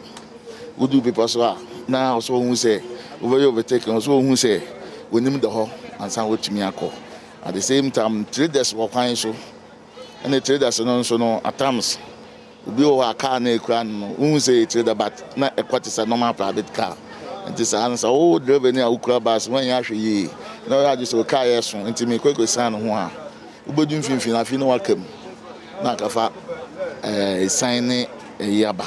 January ade ba ko a mesrese eni anum driver for no so mutie me a ombehwe na amahwe ni e wo mmele a ye duru mu ye mmela ehu hia pa anti abo training unit o say e ya hwe ye pa It has a power. So we've been speaking to this driver who has been advising his colleague drivers when it comes to how they conduct themselves on the road to ensure that they take the passengers to their destination safely, and the message we are preaching, Arrive Alive, will come to pass. So we'll try and speak to some of the passengers here to understand to them. Sir, can we speak to you briefly? No problem. Okay, thank you very much for joining us on Joy News. You are in this VIP, but I want to understand, what are some of the things you consider before you join any transport to your destination? Number one, the safety. What is more important is the safety of the car first, because our life is vulnerable. So the first thing you have to do, you have to make sure that the car that you are joining, the driver is very careful, and the car, you are saving that car. Yeah. So safety first. So here too, because this VIP, I trust them because normally they train their drivers. So VIP and STC there. Yeah. All right, thank you very much. So we've been speaking to one of some of the passengers, and we've spoken to the transport operators here at the VIP terminal, and they are all pushing one message, and that is what we've been preaching for quite some time now, that it's very critical that we arrive alive, especially during this period. My name is Prince Apia, reporting from Kumasi. Over to you, Araba, in the studio. They're reporting live from the VIP bus terminal, and you heard him speaking to some of the drivers, the transport operators, and a passenger, and the message is clear: arrive alive. Let's cross over to Ashiaman, where Winston Amwa and Benjamin Akako are also talking about arriving safely. Will certainly not be bad. But let me tell you what, big stories on the Super Morning Show and Joy News today, brought to us by Guarantee Trust Bank. Wouldn't you rather bank with us? Vodafone, the future is exciting, ready, and latest phone, your partner for life. So let me tell you more about Vodafone, because it's so amazing when your network cares about you that they do amazing things for you. Well, you guessed it. I'm talking about Vodafone Cash, dropping all charges when you send money to all networks, and it costs you nothing. Absolutely nothing when you send money via Vodafone Cash to all networks. Just send any amount as many times as you want to the network and pay zero charges on the money sent. So go ahead, make payments, show your love, make contributions, send money all you want via Vodafone Cash to all networks for free. Dial *110# to send cash for free. Ready? I am ready, and I'm sure you are ready. But you know, if you're looking for 1-seater, 2-seaters, 3-seaters, or L-shaped sofa, crafted to the finest details and available in various colors for your home, office, or hotel. And if you're looking for comfortability, durability, quality, and that perfect finishing, then look no further, because Latest Foam is your one-stop shop destination, whatever your choice and budget. Latest Foam, your partner for life. Well, and just as you mentioned, Winston, on the Super Morning Show, EcoBank is helping us bring you those social media messages. The Pan-African Bank, EcoBank. And more on EcoBank now. And with EcoBank Pay GHQR, there are no payment restrictions as we collaborate towards a common goal. As customers stay home, maintain social distancing, and stay safe, do not worry. EcoBank Pay GHQR allows customers to make contactless payments from anywhere, in store, online, from any bank account, any bank card, or any mobile money wallet using their phones safely and conveniently. Make the move today and reach more customers with the new EcoBank Pay GHQR. Now, for inquiries, call EcoBank on 0302 213 999 or 24/7 toll free on 322.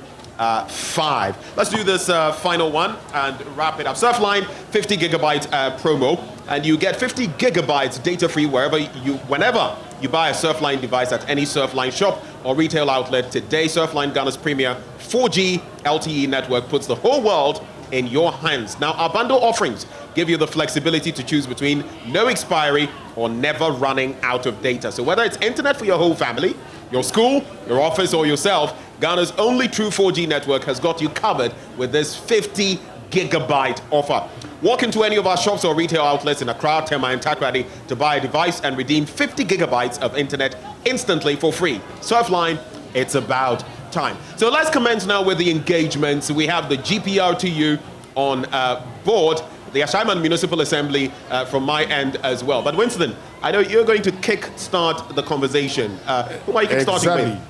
And we have the Director General of the National Road Safety Authority, Engineer May Obriewa, joining us this morning. Engineer, good morning, and thank you very much for joining us.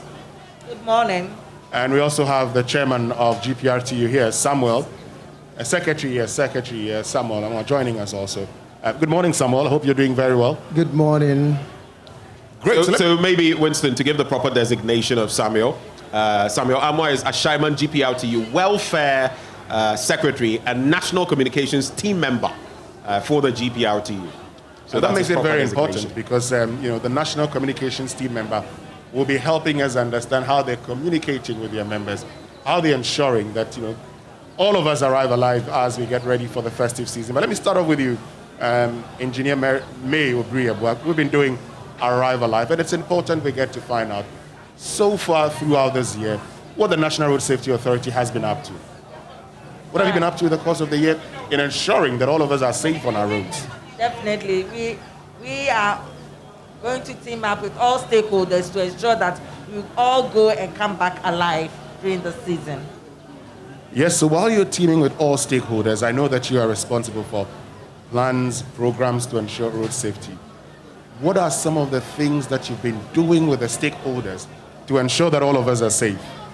Okay, like you rightly said, our mandate is to ensure that we educate and then sensitize the general public on road safety so that people will know what is right to do on the road so that we are safe on the road. So for this year, one of the major things that we have done is to collaborate with some stakeholders, especially the media. And we have come up with the Arrive Alive campaign this year. This campaign has run since October. So this time, I think we'll end at the close of January. This campaign is to ensure that indiscipline, that is on our roads. As Ghanaians, we all know that indiscipline is every aspect of our life, and this has also gone onto the roads. And therefore, we are supposed to sensitize, educate people so that this behavior will stop on our roads, so that we can be safe on our roads. And also, those of us who are in the public service especially, will not be lazy and will not bring laxity into our work, but will ensure that whatever we on our part we are supposed to do for stakeholders or the general public, we will do it and get people safe. The main thing is to ensure that we educate people and also our stakeholders. For example, the police will also do the enforcement. And then DVLA and the others also come on board, ensure that people have roadworthy vehicles, drivers are trained so that they can go on the road, take people to their various destinations, and they come back alive. So talking about Arrive Alive, yes, that's true. You've been teaming up with the media. We're a part of it, and we're doing this together. But from a National Road Safety Authority perspective, beyond teaming up with the media and sensitizing drivers on air, what other things have you done as part of the Arrive Alive initiative? Okay, so this year we've had, we'll be able to recruit personnel. We are all aware for so many years our staff strength was so low. And so this year we'll be able to recruit what we call the road safety inspectors.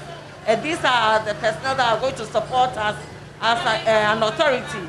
They'll go to the various lorry parks like we are seeing now, and educate the general public. Also to go to churches, schools, and also other institutions to educate people. Then we, as part of our mandate this year, we are coming up with the road traffic, the National Road Safety Authority LI, that is the regulation, that will operationalize our act. Because we became an authority just last year, and there are certain issues that we need to bring up, take it back to Parliament for it to be passed, so that we can operationalize our act. So this year, a lot of our work has been going around the country, soliciting the ideas from stakeholders and also telling them about this new regulation. So people are informed that this is what, as an authority, it is our mandate to do. We've worked with our various stakeholders because our new mandate we are expected to regulate the transport operators and other stakeholders like DVLA, the Police Act, and others. And therefore, they need to be aware of what is in the new mandate so that when it comes and it is passed, we will not have an issue. So one of the main things we have done this year is to go around the country. And of course, we've had issues with various vehicles, etc. So the Okadas and all the other things will be going around the country trying to talk to people how they can ensure that they are safe on the road and go by the road traffic rules and regulations. Okay, so talking about going around the country, going to churches, speaking with them, this is increased sensitization. So from the increased sensitization, what's been the yield? What's been the benefit of this increased sensitization? What can we say has been the outcome of it? Well, for everything, we will need to do a scientific, it should come out with something scientific. We cannot say just now that this is what has come out of it. But over the years, this mandate of ours has helped us. We did some research about 3 or 4 years ago, and you can see that the trend of those who are dying through as children, child pedestrian death, is coming down for the past about 6 years. And so we know that some of these things that we have come up with, the Lonely Son and others, are some of the things that are supporting us. With this campaign, for example, just now we cannot stand here and say that this is what has come out of it. So God willing, from February, we'll come out with an independent group, we'll go around, and then that will come out to show whether this has had a real impact on what we have done. Before I get to Benjamin, you talked about indiscipline on our roads. So what forms do these indiscipline acts take? What are the forms of indiscipline on our roads? On our roads? Yes. Oh, the indiscipline on our roads are many, from all stakeholders. Let me take, for example, the drivers. I'm not talking about commercial drivers alone. All types of drivers. In fact, there are some drivers that you look at the vehicle, the V8, the person in his jacket or his suit, and you think that he should know better. But these people are the same people who are using, they are not using the main road, but rather the shoulders of the road, wanting to overtake vehicles, but using the shoulders of the road. These are some of the indiscipline we see on our road. People are still using their mobile phones, either they are texting or they are making calls. It's also a form of distraction and indiscipline. We get people getting to the traffic light and it is showing red, unless we want to say that most people are colorblind in our nation. Otherwise, red means that you should stop. But we still get drivers and also motorcycles crossing the red light. It's a form of indiscipline. And then we see clearly we are all going in a particular direction, and then another vehicle is coming in our direction, which is wrong.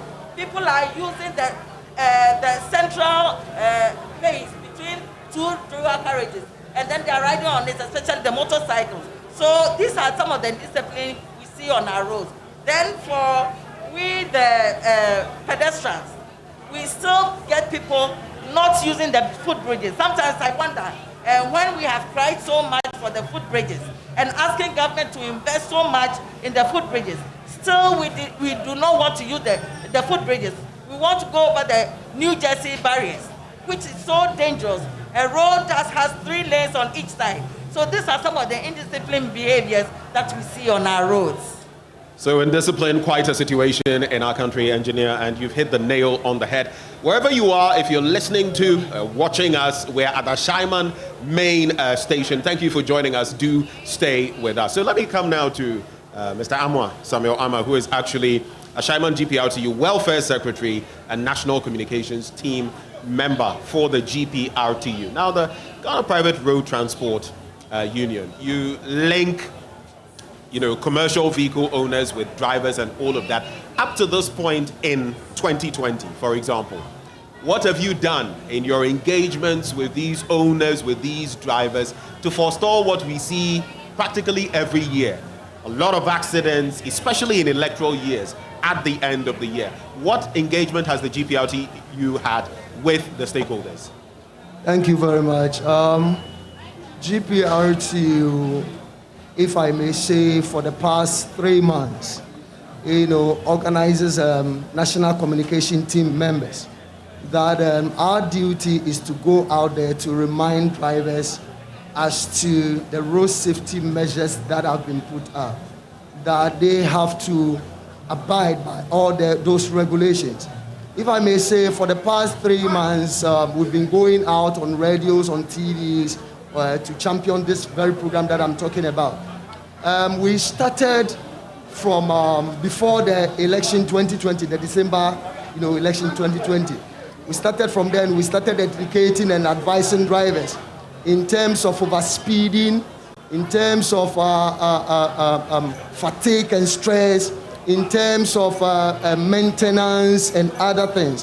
What we saw was that most of the drivers, when they are on road, their observations are not that good. Supposing one is driving and maybe he's tired. The law is saying that after driving 4 hours, you don't have to continue. At least you have to take some rest. Those are some of the things that used to happen that causes road accident. So we went out there and to be educating drivers on radio, on TV, and at the same time, GPRTU is having GPRTU union guards. We also, send them out to the various stations, various loading points to be advising drivers. At the same time, before a vehicle will take off from a station, we make sure there are porters and station masters at the station. They make sure that those vehicles are roadworthy. Those vehicles, in terms of their tires, we make sure their tires are good, that at least can take them from wherever they are going and wherever their destination. So those are some of the measures that we've put in up. Talking about the car owners, some of the car owners too do put more pressure on the drivers in terms of sales. We also came out to educate or advise the car owners. Those that are charging or those that have placed, a big sales on their drivers that maybe they cannot make it. A driver will go and come and maybe he's not making up the sales. Instead of him to park the car, he will think, oh, I'm not making up my sales, so I have to, go another trip or something. So we've also spoken to the car owners for them also to be reasonable, to cooperate with the drivers, to cooperate with the union executives, so that at the end of it, we will not be experiencing these fatalities, accidents on our road, so that at the end of the year, we'll all celebrate the Christmas peacefully. Right. Now, there's something that you mentioned, and I think engineer might, if possible, chip in here, because it has to do with the law. And you said that, yes, there is the law when it comes to after driving for a number of hours, what you must do and all of that. But the reality is that people don't do that. People don't. Some of those, even under your union, they don't observe them. And only yesterday in an interaction with Seth Kwame Watting, who is with our team, I was talking about the logbook system, where in some jurisdictions, you must stop at a certain point, log in, and whoever takes over from you does that. So the law exists, but it is not kicking. It is not biting. What do we do? And maybe later, engineer might also want to chip in, because the law obviously isn't working, and that is leading to some of what we are seeing. Yes, what you are saying is 100% truth. We are not the law, and we don't enforce the laws. But what we do is we advise the drivers that these are some of the things you have to do in terms of you are driving, and there is a law that tells you that after driving for a certain period, you need to rest. And we are advising them. But then what we think is that, they must provide some rest stops that at least, let's take it for instance, a driver is driving from here to maybe Tamale. It is more than 4 hours. There should be a certain rest stop that the driver has to, stop over, at least take some rest, for about maybe 20, 30 minutes before he can, continue on the journey. At the same time, the law is also saying that one don't have to drive for 8 hours continuously for the whole day within 24 hours. That one also, we normally advise the drivers, most especially those that are applying the long distances, maybe from here to Bolliger, from here to Tamale and others. What we advising them is that at least you have to get a spare driver, a driver who will be assisting you, so that at the time maybe you are tired, another person will also take it over from you. So what we are saying is that what you were saying about the logbook and other things, I think yes, we are trying to, come out with some certain things like that. And also the road safety, I believe they are also working it out to get some rest stops that from time to time, when you get to that rest stop, you stop there, you'll be checked, you log in, then you continue. So you're speaking to your members about these? Yes, we've been doing that. Maybe engineer might want to chip in briefly, and then I'll come back to you. Okay, thank you. I think fatigue is one of the areas that we have talked a lot about, where drivers get tired, and after going a few miles, they are involved in crashes. I remember some years ago, we came up with this logbook. We did it for some time, but really it became a bit difficult. One, because we do not have the staff, and therefore even checking now became a bit difficult, and we depended on the transport operators to help us in that direction. I think going forward, now the law says that we are supposed to regulate the transport operators, and that's why I said we are coming out with an LI, and in it we are supposed to regulate them in all aspects. So this issue about fatigue driving probably in some few years to come will be a thing of the past, because one of the things that we will ensure that is regulated, in putting tachographs and other devices in their vehicles, mandatory. And those are the things that will show us if somebody is going beyond a certain length of time, we can detect from our offices. And these are some of the things that we'll put a control over. Also, about having a place to rest. We have talked a lot to these transport operators that, yes, probably it is government's responsibility to make this rest stops. As at now, which institution? We, for example, the National Road Safety Authority, now we even depend on the road fund. We don't have enough money to say we are going to do rest stop. However, we have talked to them that this is a way that they can also make money. It's a source of income. So they can team up with some of the assemblies, and then they will get their plot of land, and then they can come up with some of this rest stop. I don't want to bring this, but I have to also bring it. A year or two ago, this towing issue came up. And one of the things that was going to be done by that kind of road safety management was rest stops along our major highways. It was part of the package where rest stops were supposed to be done along our main. So when a driver is tired, he can go off the road and go to this rest stop, and they will have the towing vehicles also stationed there. So I think going forward, as a nation, we'll look at it and see what is good for us, and we hope everybody will support to push the agenda. Right. And Winston, before I wrap up with Mr. Amwa, I find it interesting, now that we're talking about all of these things, I'm wondering whether anyone has ever been stopped, anyone has ever been arrested for driving over a certain period of time. Because as we're being told, Winston, we have the law, but the question is it biting in any way? I have my doubts. I was actually sharing with all of you, including Winston. Yes, and so, I like your doubts because, to be very honest with you, I've traveled to Kumasi years ago when drivers drove for 6 to 7 hours on the road. Yeah. Okay, so they just stop at Linda Door for 5 minutes, 10 minutes for people to get into the washroom, and they go on. So for 7 hours, one man is driving. Fortunately, we arrived alive. Right. But that is something that cannot continue. Right. But I think now, if you go to Linda Door today, you'll see our staff there.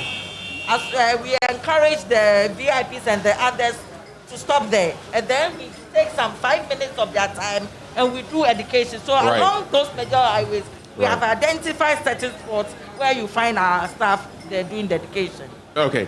When we come back, there's more that I'm going to be sending your way, Mr. Amwa. But we're going to cross over shortly. We're going to cross over shortly. Kwame Yanka is on the beat, and he's going to be connecting with us. So do stay with us. And when we return, the conversation continues from right here in Ashaiman at the main lorry station. Don't you forget the hashtag is ArriveAlive. Don't you forget to drop us a message at any of our social media handles. We'd love to hear from you. Stay with us.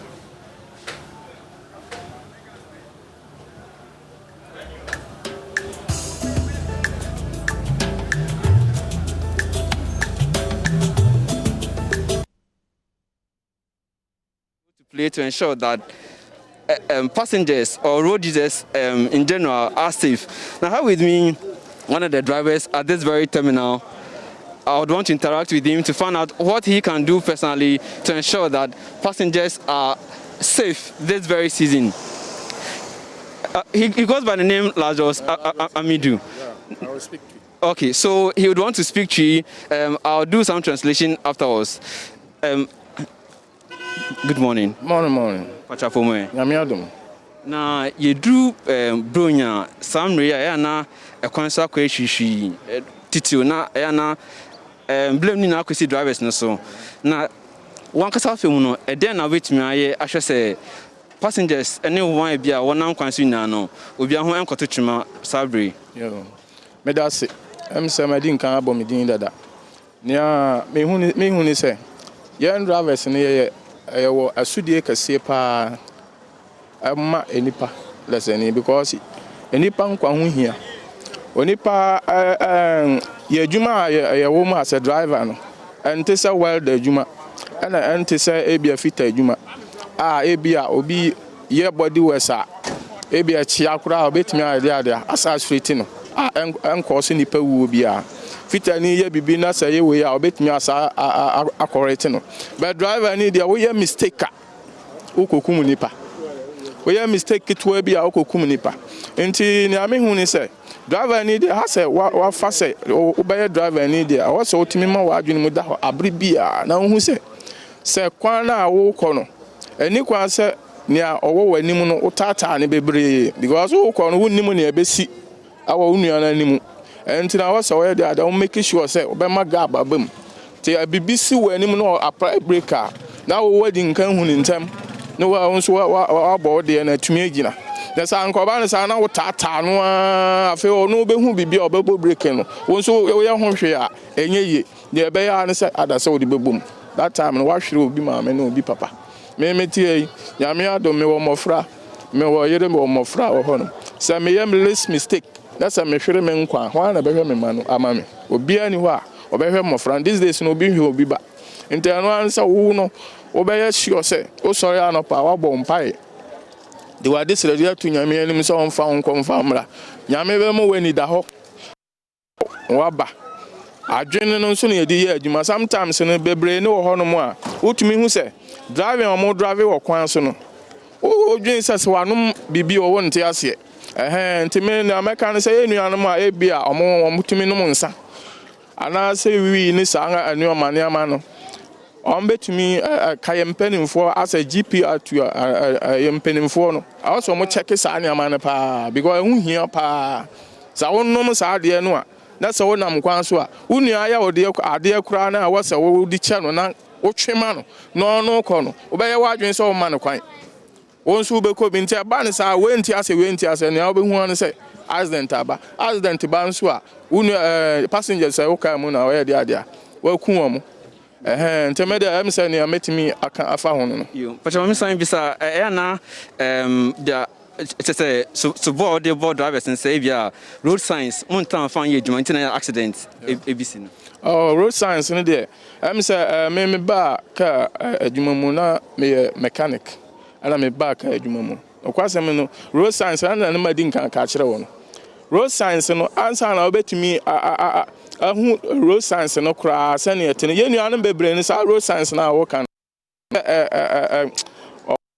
ni shada nim papa nti ono an se o drive baby ani kwa kra se o gina no baby ani kwa kra se o ko gina no no akwa ko gina ho to optimi block traffic wa anim ne ho na achi traffic achi traffic wa akire ne ho nti road signs na wo kan de ne fa baby no anu so ewie paye pa amemo mo de road signs ne de awo kan nyina na me hu ni se driver ni de awaso ma wadwun mu ye clear wadwun mu da ho anopa eni kwa se okofa ensan editua wa no ana se okono nom ne tra mo no bibia se wadwun mu da ho fan a wonso be hu ni se wo yere ne ma ofie eni kwa se wo ye na okoja o mo anura se mete me nua bi wo awa asama chese ma dwene ho anadwu ya opaki ka yes wo si na moto pan what you say sisi a wawu ko ne yere ne ma de no mmeye omo ni hwe a omo yesi a ebia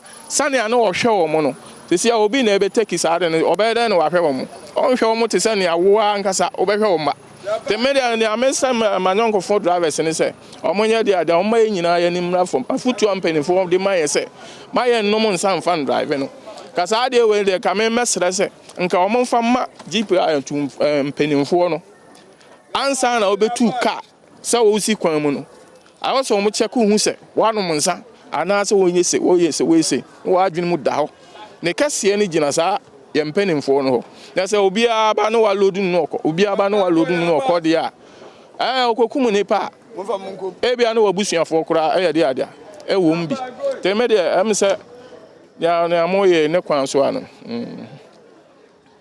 Okay, so that was Lazarus Amidu. In fact, he touched on the fact that there's no need to drive with drugs, also to be able to also to observe the road signs carefully, among other things, to ensure that the road remains safe. Families can, drivers can be will be able to take care of their families, not by killing others through road accidents, among other things. Now, I have with me another driver here, Opinion Martin. Yes, sir. No, Pache first. A friend, Mr. Poku. Mr. Poku Abaji. You. So he also be speaking Chi, and then I'll do the translation afterwards. Eja, wadarama, bonya dry na akunshano, a man who may so kind be so. They are not in Pimpi, no, your board drivers, so boss say, Mona na and now so money bar. And then I want you to bet me, I'm concerned Jojo Sabri. The attendant said, Ayana road safety for me, Ghana, me, Tissa, Mojima. Because my driver is about 30 years. Who's a name of I told you Ghana. Christmas, baby. I said, almost started a year advert name. As a woman, your TV Zoom will be. I feel a new channel, a quan mark now, mark or quans or money. Ghana, money marking. It ran of your own, our own baby. Can't be say a year, this is sick. Only I didn't know. A big fan, and snow of Chang a quan. One road in Rio, one will could piece. This animal in a so more yes, I got sky tutor, driving lines near my a disca tutor, a tutor, and so first carrying near my my. There be as in somebody a bought drivers near daddy. They say, because I can't come 50 years. I was driving. Until, yeah, first near my much first, and yeah, or Sana musi route stamina a 74 mo right there right I bar left all left there bar right and them much accident I see Ghana ada any fan ye book a radio near in TV so is a how mumbo a bia ni panty is a private for na kwanzo omo drive across here they are just and am say adwuma ya kwadru mu ntina time be already you try ho free mu enti niema bebre hono ha air drivers ni ya dade enti yeso enyansa already ama na ede na ma ade abeduru nei enti ye ka enya yi say as obi be president nsi e wo Ghana ha enti enam nipa no bebre ni niema bebre ekoso ntina ama no basa. So, Obuero didn't there, Mammy Coso in Bisa. Only one, what I can say, Sabio accident, I'll be a phone or the banner, only 1 yard drink. Oh, about 4 years, almost area. It almost as soon as you were, but 2 hours, who can away a driver now, who can our bomb fire. Maybe fees a borophobia to me, and far nothing, Miss Amusa Sandia, and I be back, but a yard, yeah, continuous nearly. By ye, win my arm, Canada. O mo kan wa uji tum say ya na be yo na onyin tum onya de bit me happy was this me gidi am won you ne kwakwa no e dey na odbeja passenger for e bia sabri mu do on be kwa kwesi afia e be sin eremu ade a be beja passenger for say e was that time you mo tikar mo nya botre mai se bia ke se bia wo kona no se milodri a Kana yo na pass any from say dava tunia or chat tinia ma bua so munya abutre we go first and different it ya advice am dem passengers no mu tranka mo ya munya abutre mai ne ade what ya smo be kana ha it is sanity. Okay, so All right, so Mr. Opoku just, he has over 30 years experience driving in Nigeria. Now he is back in Ghana, also continuing the trade. But as it were, he has so many issues on the road, including road signs, even blaming the Road Safety Authority, MTTD, among others, to not doing much when it comes to educating drivers on the use of the road. He, among other things, he also would want the passengers to exercise patience for the drivers when they board the vehicles at the various terminals. Well, let me see if I can get some passengers around to be able to just ask one or two questions to find out what they can also do to ensure that the road is safe. The road is safe. Okay, Joy News. Safety, road safety. Okay. Okay. Good morning. Morning. Okay. Now, with road safety around this time, what do you think passengers can do when it comes to ensure the road is safe? To ensure that road is safe, they have to make sure they don't talk. Like when they are in the car, they don't. They always give their attention to the driver. There is no need for them to be shouting over the driver and stuff because it makes the driver confused. That's what I think. Okay, so now you've told what your colleagues could do to ensure the road is safe. What about the drivers? The drivers, they should make sure they don't drive speed. They shouldn't drive on speed. They should always slow down. Okay. Thank you. So that's one of the passengers. She's boarded one of the vehicles to her destination. Now, it is the hope of all stakeholders, be it drivers and passengers alike, to ensure that this season remains safe for all. There's so much at stake when it comes to the festive season, and drivers as well as passengers have their role to play, not leaving out the Road Safety Authority, the MTTD, among others, to ensure that nobody loses his or her life around this time. That has been Kwame Yanka from Terminal Committee 1 Lorry Terminal.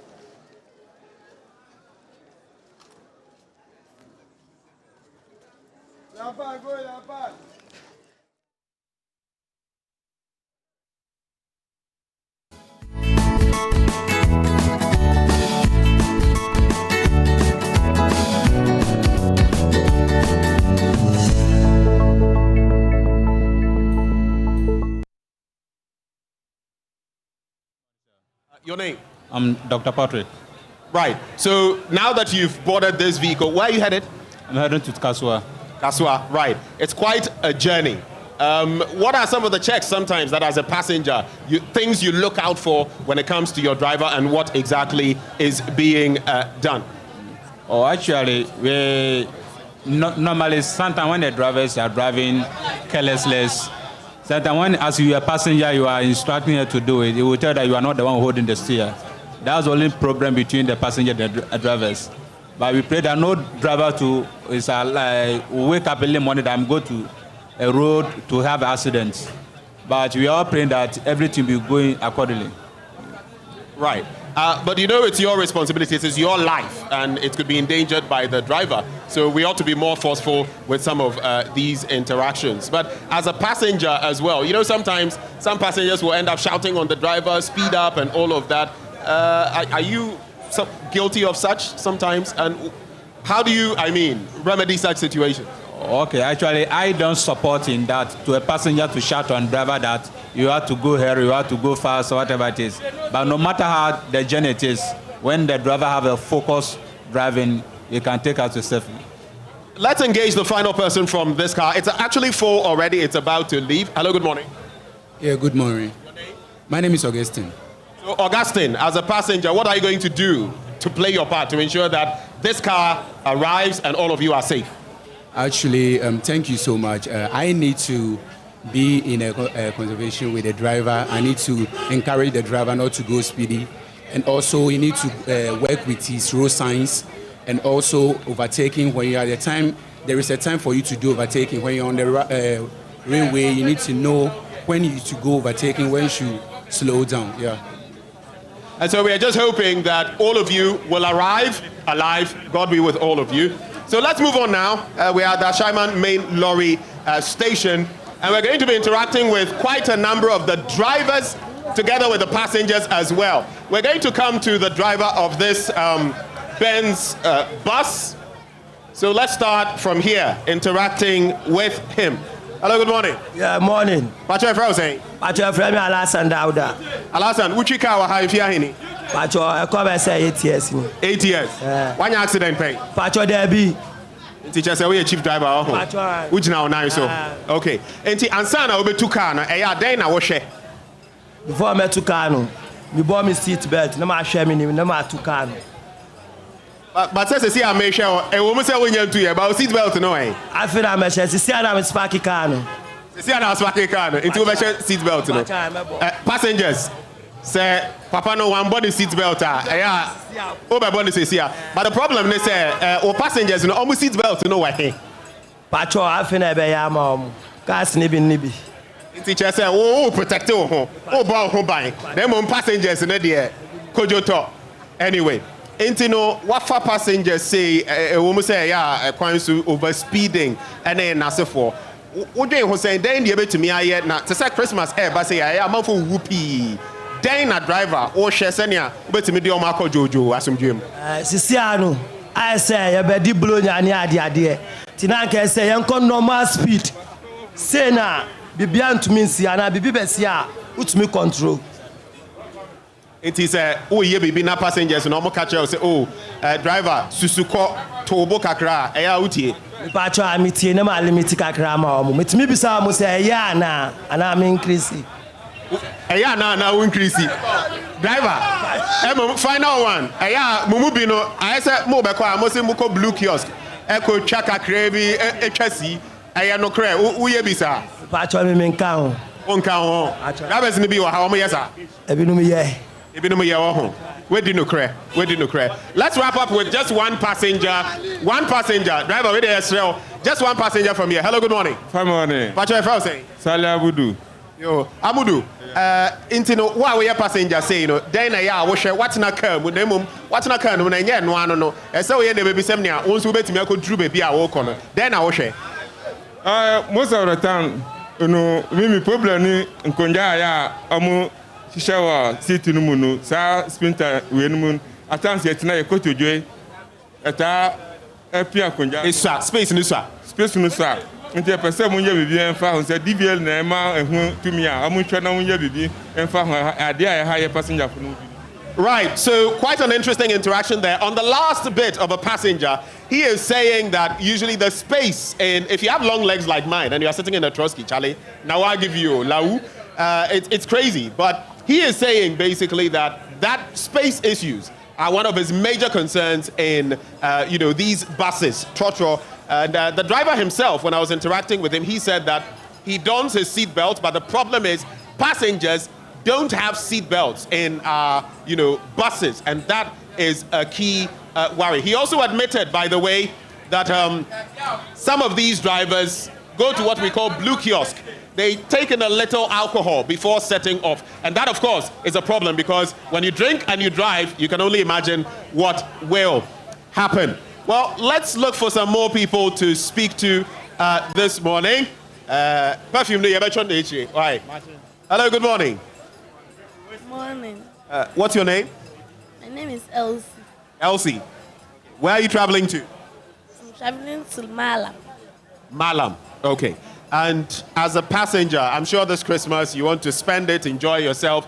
You want to be alive, right? Yes. So what do you look out for as a passenger? You're a young lady and all of that. When the driver is overspeeding, what do? I'll tell him to slow down. You tell him to slow down. How about those people in the bus who sometimes tell the driver to speed up or they will be insulting the driver? What do you think that can lead to?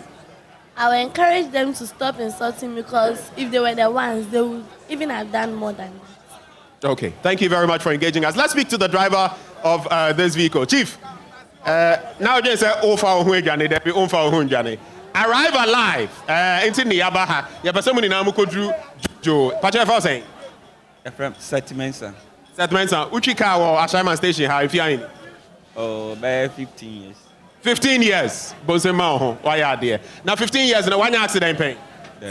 One accident pay. Hey, it's money now, no more because I'm one accident that.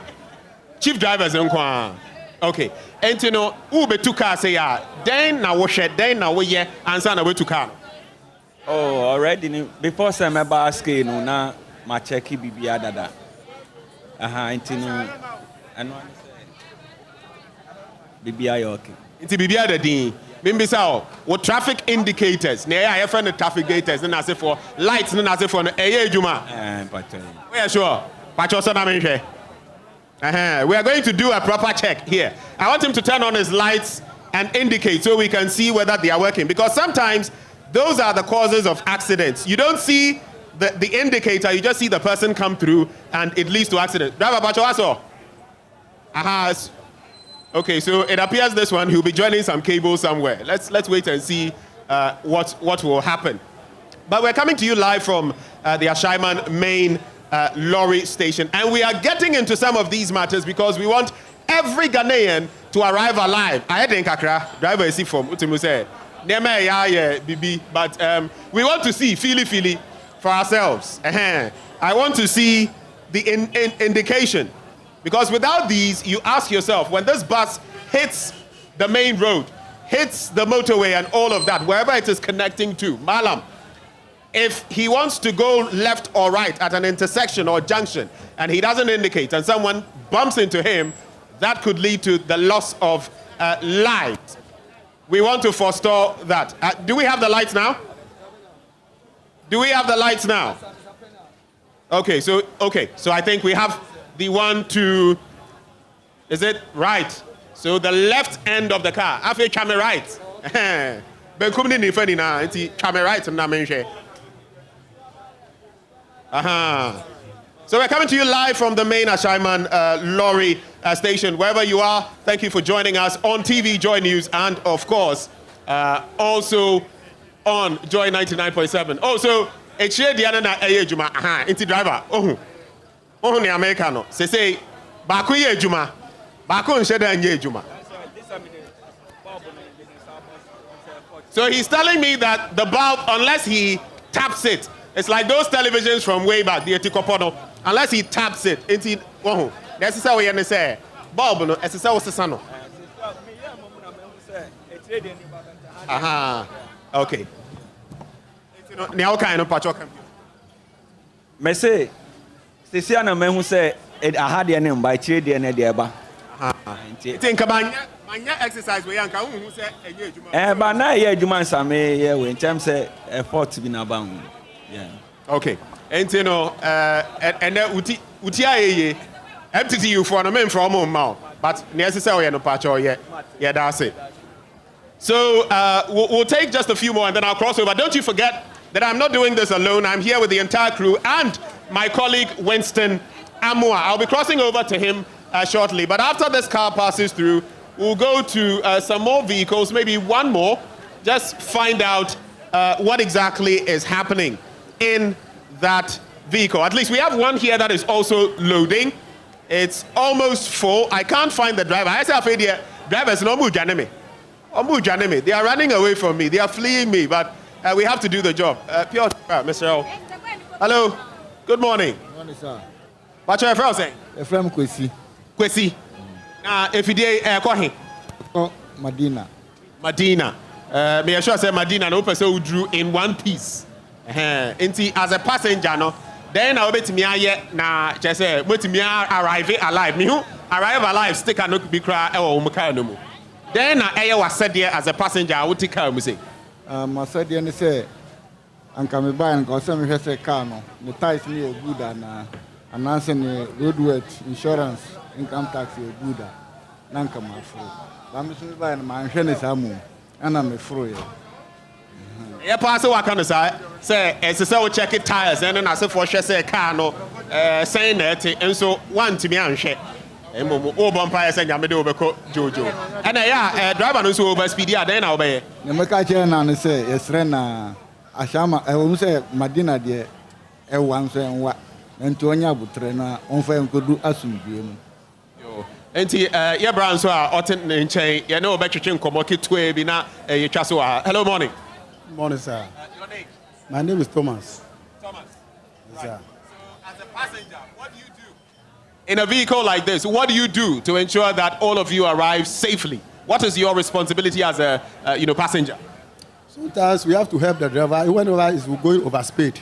We have to talk to him so that they have to limit the speed so that you go in the normal speed so that we reach in the peaceful mind.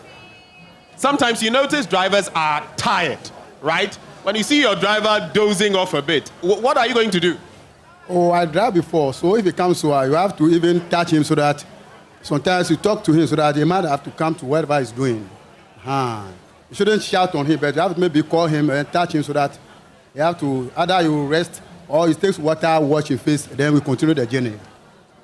So we'll do the final one from this bus and then I'll hand over back to my colleague Winston Amwa. Mommy, morning. Morning. What's your friend saying? Okay. Intino munina mo baby a tebiabi a mo pese che move ha akọ Mpotembi na den na wo obeye as a passenger na che say munina matimi edru pepepe. Ako ne say ekwan so de Nyankopon na ne ye nam kwan so e de ko eba. Enti say wo hwe say bia driver ne no okọ the way I say okọ no wo ho kwan say wo ne kasa say nyabotre e wo kwan so say na be ya ye nya ye nkodu jujuju. Drivers ni bi wo ne o kasa na o matia o say na den number passengers are motika no den number say o ti ase say o ti ase say onya botre e bi say ye nkwan na okuta na wo de ye ko.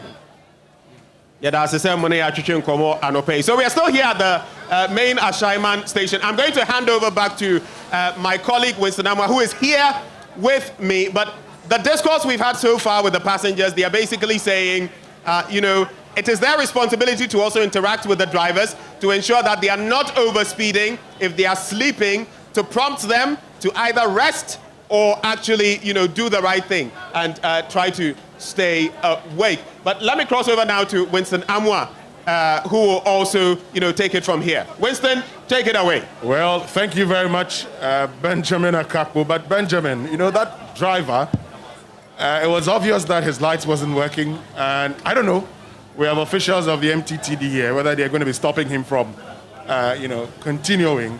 But this is the Arrive Alive Roadshow. And Arrive Alive is brought to you by the National Road Safety Authority in collaboration with Multimedia Group. And this morning I have Samuel Amwa, who is the Welfare Secretary of GPRT here at Ashaiman, and also Engineer May Obri-Abua. Let me start off with you. Engineer May Obri-Abua is actually the Director General of the National Road Safety Authority. But Samuel Amwa, you heard your colleague. His light is not working. Welfare is to ensure that they do the right things also, so they are not found wanting. How did you feel when you heard your colleague say, "Oh, like me boss and son Yeah, I felt so bad, and I felt so disappointed in the driver. But then, there are some petty things that we normally, talk to them to be observing. And then it's rather unfortunate. Before he may even move the car from the house, you need to check all those things, making sure that those things are, working. And even to the extent that somebody will just, prompt you before you get to know that this thing is not working, it's not the best. And it's not the best. And we are also pleading with all the union executives. It's one thing that we have been doing, that they should order their porters, their station masters, to be observing all these things. It's not only about the tie, the worn-out tie. I know they've been observing the ties, making sure that the ties are okay, making sure that the driver is okay to drive, his sound, his appearance, making sure that maybe the driver has not drunk before, coming to the steer. But then there are some petty things that they need to do. But it's rather unfortunate that this driver didn't observe this. Now, talking about it being unfortunate, you told us earlier of how you were doing all these things, how you were educating them, and how you're ensuring that the right things are done. The evidence, as we've heard, proves the contrary. You're not doing much, are you? Yes, what I would say is we are doing our best, and we are working seriously. But in everything there should be, or there will seriously be some 1 or 2 lapses in it. This is something that we are not expecting it to happen, but it has. Yeah, but when you say everything, there'll be 1 or 2 things that should be. It's like you accepting that. Oh well, I try, and that's the end of it. It's like you saying, at all costs, somebody would not do the right thing, but your job is to ensure the right things are done. That is right. That is right. Yes, it's our duty to make sure that the right things are done. And this very vehicle, I think, was moving from here to, I think, Malam or something, and the executives are there. So I think we will talk to the executives. And we were talking about even enforcement. Even within the union, within the stations, we do enforce those things that, like what the driver, just did. When he comes back, we have to make sure, the right thing will be done. If we find out that this thing is happening, the driver don't have to work, or we need to, ask him to go and, maintain the car or repair those things before coming on scale. So the enforcement is working. Let me get to Engineer Obrieboa for her take on this particular issue. And I'm sure you were shocked when you realized that the lights weren't working. I mean, he had indicated everything was all right, only to be put to the test, and he fails. Yeah, I think it's quite disappointing that somebody who we thought for the first time we'll get somebody who would show to the whole world that yes, what the drivers say is what they do. Unfortunately, they didn't have his lights working. We have said severally that at the lorry stations, the individual unions should have somebody who is called the road safety officer. And that road safety officer is to ensure that before any vehicle leaves the lorry park, he will do some minor inspections. And one of it is at least the lights, look at the tires, and then probably the wipers also. So these are some minor things that we expect each of the unions to have their road safety inspector do. We have said severally also that just as we teach our children as they grow, that as soon as you get up from bed, you brush your teeth, you take your bath before you even go out. It's the same way with the drivers. Before you leave the house, there are some inspections that you cannot forgo. By all means, you have to undergo those inspections before you leave the house. Check your water level and all that. And so we expect that probably what they say, he should not have even left the scale today. They should have made him go and do it and then give another driver the chance to take the passengers.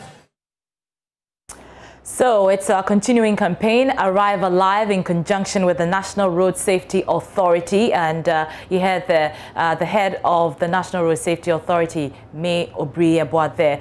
We're taking a short break. We'll be right back and we'll be bringing you more of that conversation.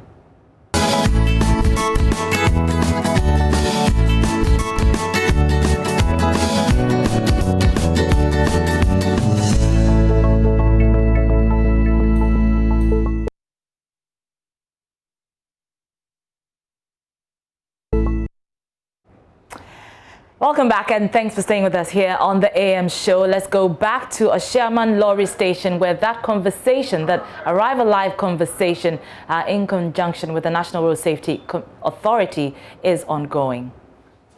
Whichever way they are going. I know some of them are doing, but still a couple of them are still not doing it. And so we will use this also forum to tell them, because the law is coming.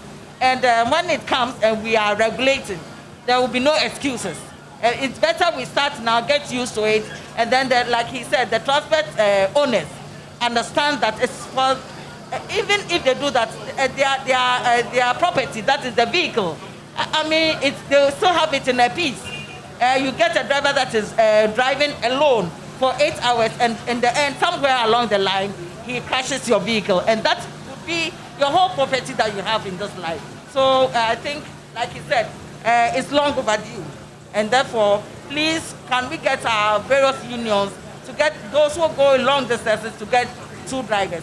We, from our end, as an authority, as soon as the law is passed, we are going to enforce it. So as soon as the law is passed, the law certainly would be enforced. So, 15 minutes after 2 hours, after 4 hours, 30 minutes. And that's what you say you do? That's correct. That's what you do? Yeah, that's what we do. Or that's what you advise them to do? That's what we advise them to do because, as I was just saying, we are not on the road, all right? We will be here. We'll tell them the right thing to be done, and we'll make sure we'll do a follow-up to make sure they are also doing it. Yes, but Samuel Amo, finally, because the program is about to start, the main program is about to start, but Samuel Amo, you say that's what we advise them to do, but we are not on the road. I'd want to hear you say, we check to ensure that is done. Because if you say, that's what we advise them to do, but we're not on the road, I mean, it's as if you're saying, okay, we're talking because we feel we have to talk to them, and that's the end of it. No, that actually, maybe you didn't get me well. What I'm trying to say is, they are applying the road. We are here. We advise them. We make sure they comply with whatever directives that we've been giving them. That is what we are saying. But mostly there are, some of them that will not abide by it. And we are doing very well to be monitoring them to make sure that they are doing. But if we find out that, hey, a driver is supposed to do this and he has not done that, that is why now we even advise all the stations to be, those tickets that they sell to the passengers before they get on board. We are telling them that they have to, place their numbers on the ticket. So, we'll be announcing what the driver is supposed to do and what the driver is not supposed to do. So in case the vehicle is on road and the driver is driving and maybe he's supposed to do something and he's not doing it, a passenger can just call and prompt us that, hey, this is what is happening. So that we know that what we are saying, they are not complying. Then we'll still find out, the best way to make sure that they all comply. Okay, thank you very much, Samuel Amoah. Samuel Amoah is Welfare Secretary of GPRTU. Thank you, Engineer Mayo Briabwa, who's the Director General of the National Road Safety Authority. So it's the Arrive Alive Roadshow and Arrive Alive campaign brought to you by the National Road Safety Authority in collaboration with the Multimedia Group. But if you're yet to activate your MTN Momo account, you cannot do it from the comfort of your home. All you have to do is just to dial *170# for MTN Momo. Select your 4-digit PIN number, re-enter that PIN number to confirm it. And after this, you receive a message confirming your activation. Should that message fail to pop out, don't worry, contact our various digital channels or use my MTN app for further assistance. You should also know that you can link your bank account to your Momo wallet to make life even more easy. MTN Momo is your fastest, secured, and most convenient way to transact business today. Terms and conditions do apply. Just Momo it everywhere you go. We're there for you everywhere. The rest, but we're now bringing you the best because Kingdom Books and Stationery, your trusted partner, is just taking delivery of high-quality medical-grade infrared thermometer that's temperature gun for sale to the public. And the features include precise non-contact measurements, automatic data hold, or auto power off, backlight LCD display set, alarm value, and many more. And so for bulk purchase, contact Kingdom Books and Stationery on 0501 401 050 or 0244 311 955. You can also walk into any of our shops located across the country or visit our head office located at J Junction. But it's time to share, and KFC Festive Bucket is here. 10 pieces of honey dunked wings, 5 pieces of chicken, 2 large chips, 2 coleslaw, and a free 1.5 liter Coke for only 89 Ghana cedis. There's no Christmas without chicken, so make merry the KFC way. KFC, it's finger-licking good. Please be assured that all COVID-19 safety protocols are being observed at all our branches. We wish you a merry Christmas. And text messages on the Super Morning Show brought to us by Glycocritical Illness Plan GSIP. It's in your best interest to survive. But let me also tell you that, due to the hard times, we have become value hunters. But are we hunting value the right way? Remember, your engine is more valuable than just cheap fuel. So be smart and hunt for the holistic value. Holistic value is when you have quality fuel at the right quantity at a fair price. At Petrosol, we serve clean fuel in full quantity at a fair price, and that is holistic value. So come to us, Petrosol, clean fuel in full.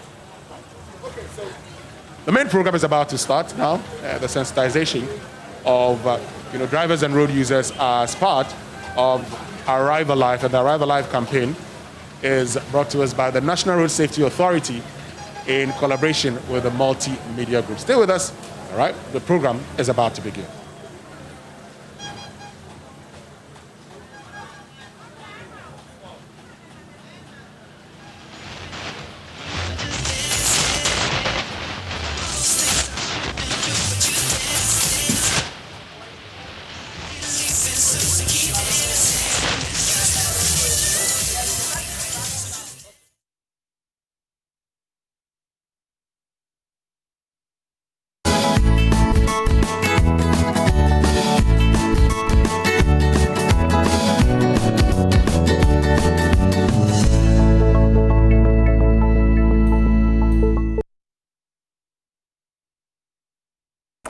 Thank you for staying with us here on Joy News, and we are continuing the conversation on arriving alive, especially during this Christmas season. We'll go back to the Ashaman Lorry Station, where my colleague Benjamin Akapo will be conversing with the technical engineer at the Tema DVLA, that's Philip Fuga.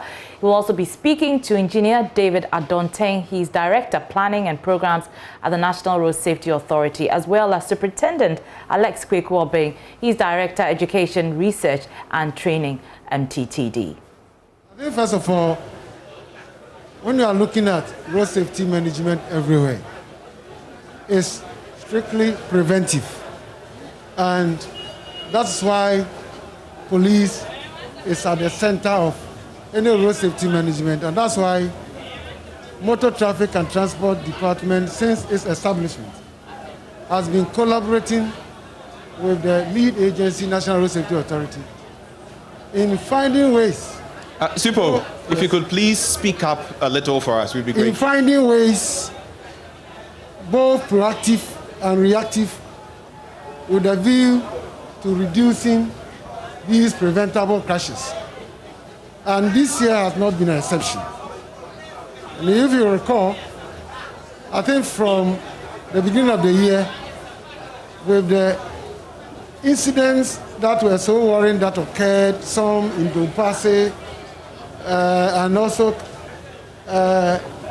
Ketampo, among others, that led to so many dying, it became necessary that we looked at things that we were doing. And it's a reason that gave birth to even Arrive Alive, a platform that has given this all of us opportunity this morning to engage. It is so because police is also structured like that. More so when you're dealing with human beings. You always have also come up with such strategies. And Arrive Alive has come to support police in general. More so at the time that the state is confronted with COVID-19, where majority of Ghanaians are, at the better part of the year, were constrained to their homes. And there was the need to socially distance. However, Ghanaians were also to step out to get involved in certain economic activities. And for us, if you look at what is happening, it looks as if, had it not been the injection of Arrive Alive and the fact that police have also, to a very large extent, been enforcing, we would have had a very bad situation on hand.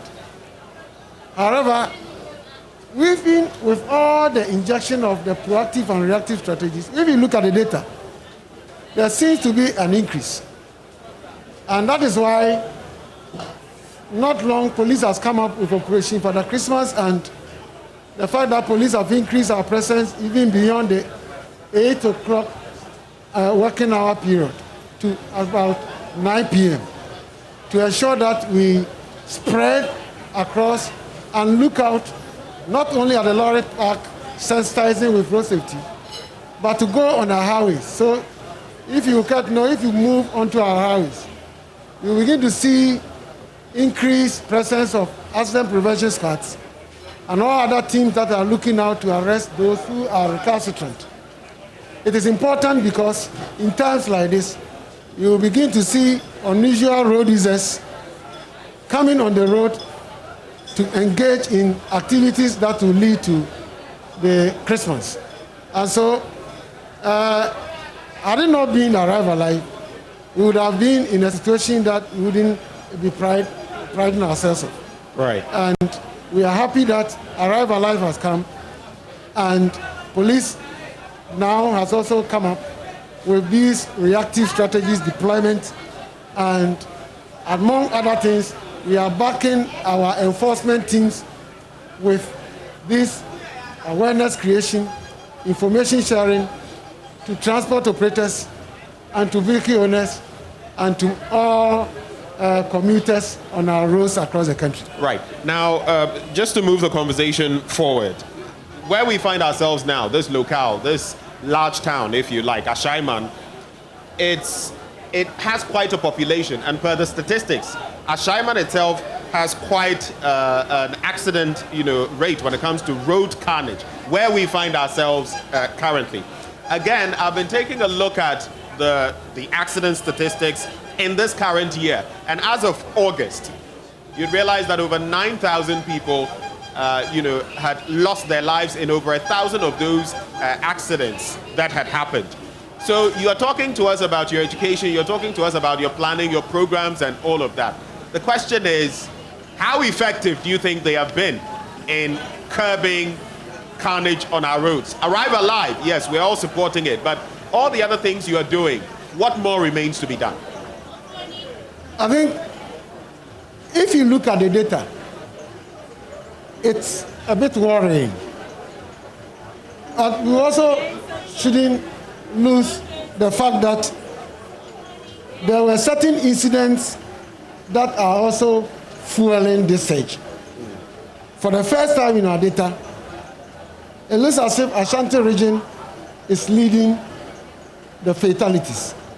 The Ashanti region? Yes, it looks fatalities. It looks as if, as at November this year, motorcycle fatalities have taken over from the pedestrians. It looks as if private vehicles have joined the fray in terms of fatalities. So it is something that has come for us to discuss and find proactive ways of solving it.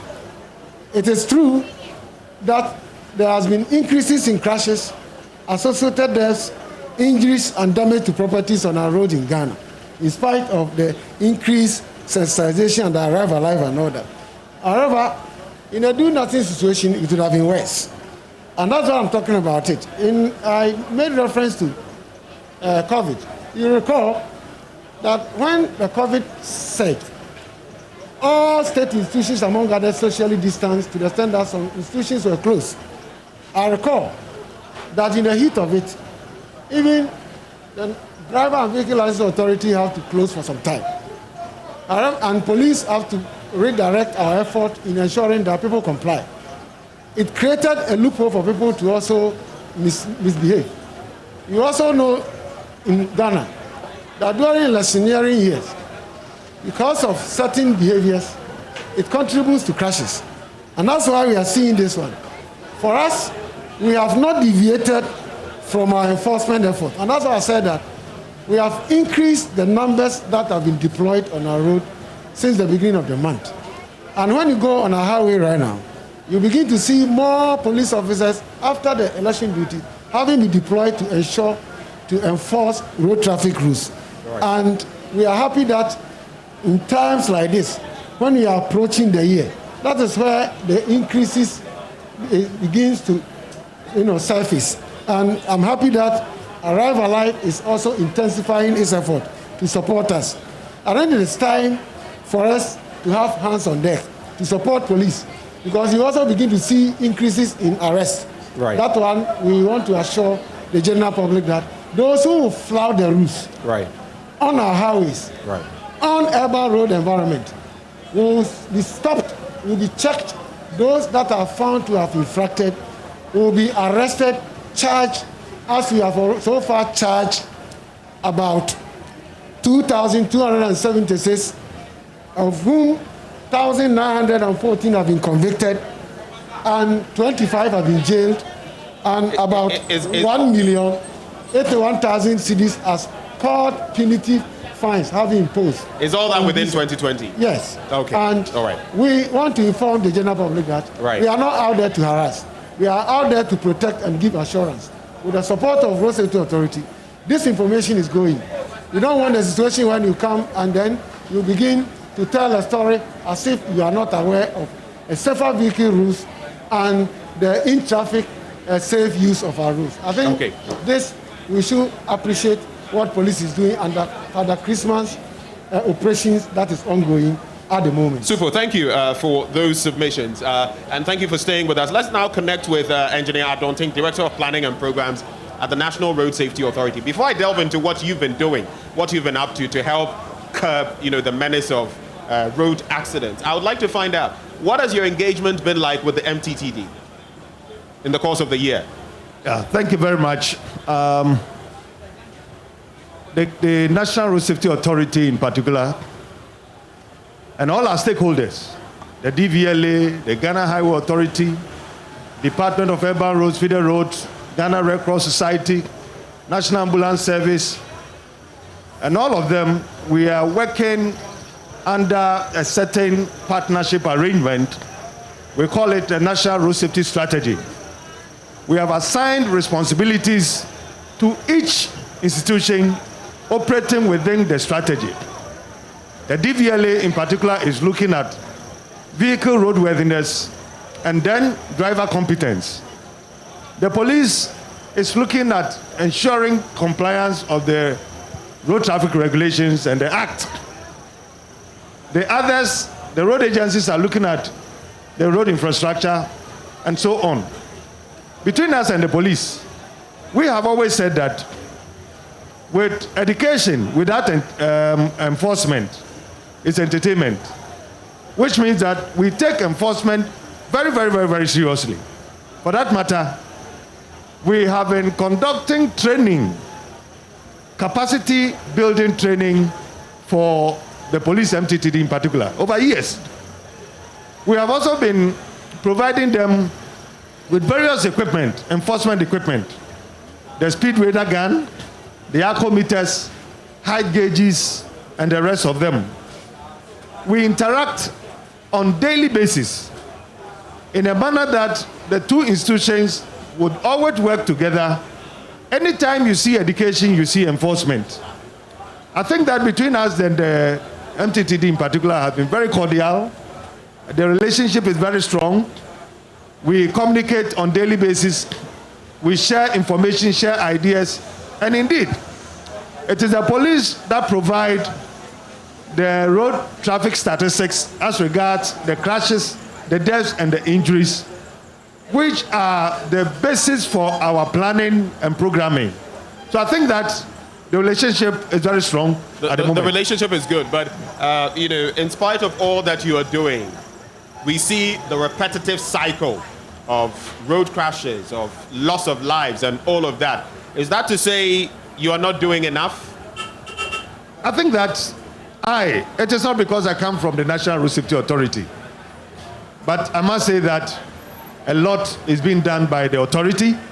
Over the past 20 years or so that the authority was established, we have rolled various sensitization programs, awareness creation, to the extent that I can confidently say that we have hit not less than the 80% mark in terms of publicity and education.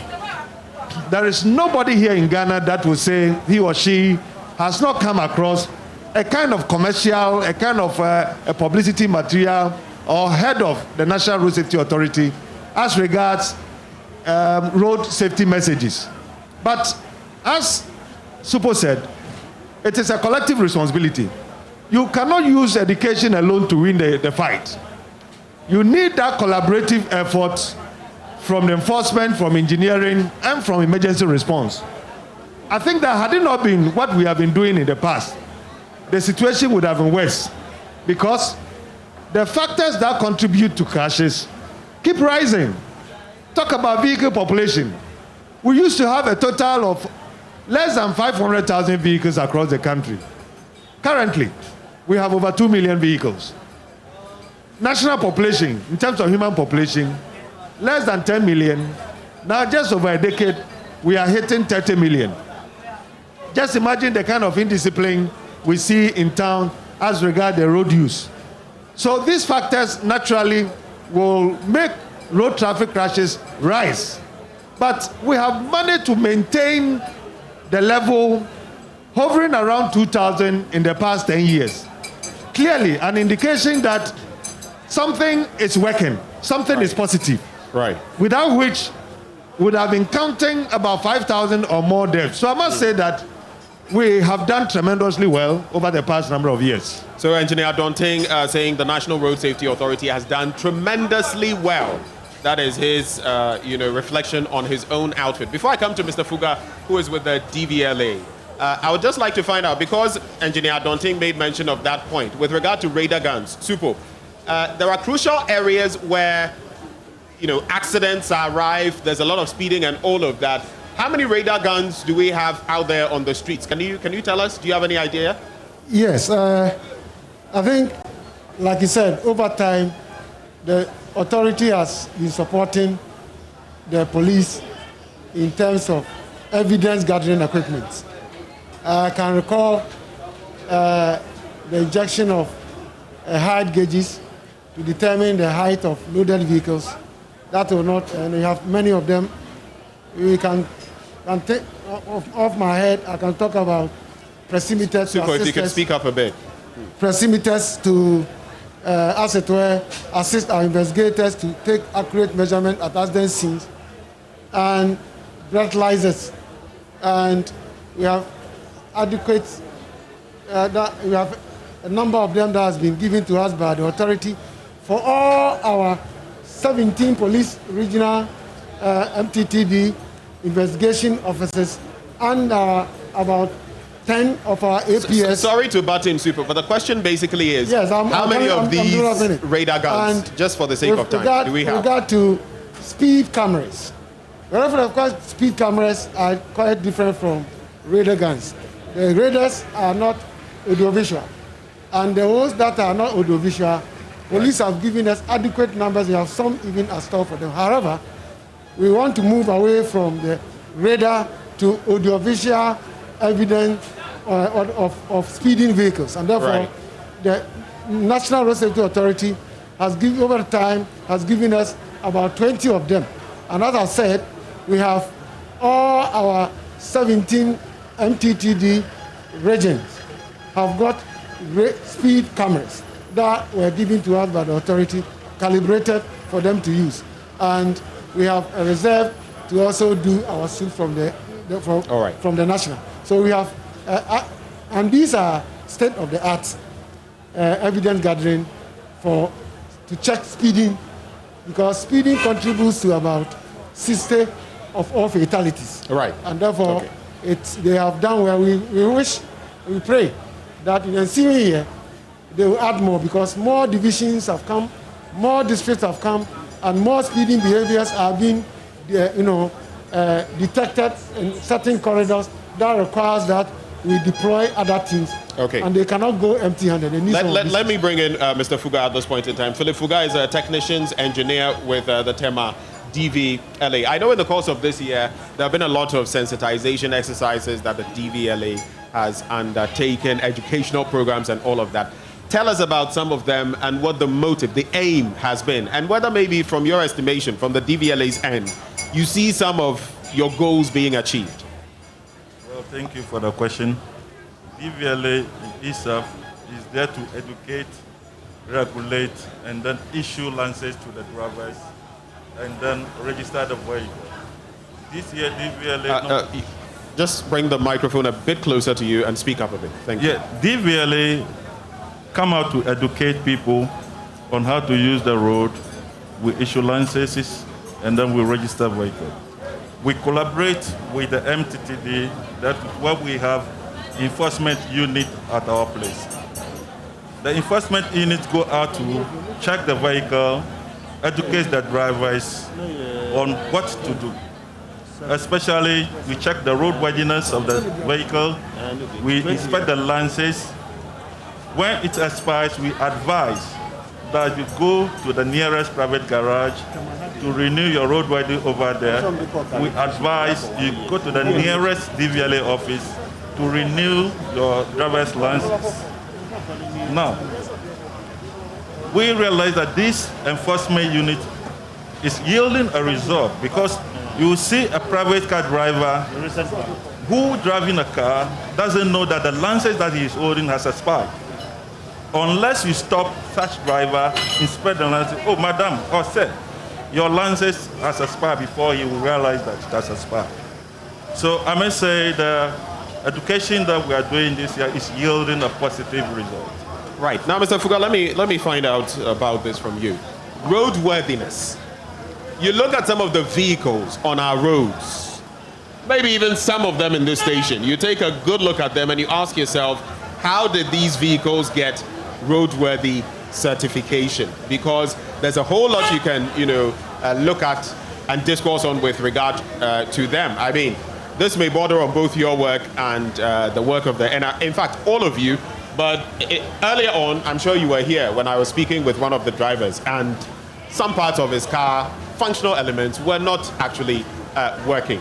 So what goes into your roadworthiness inspections, and are you meeting the mark?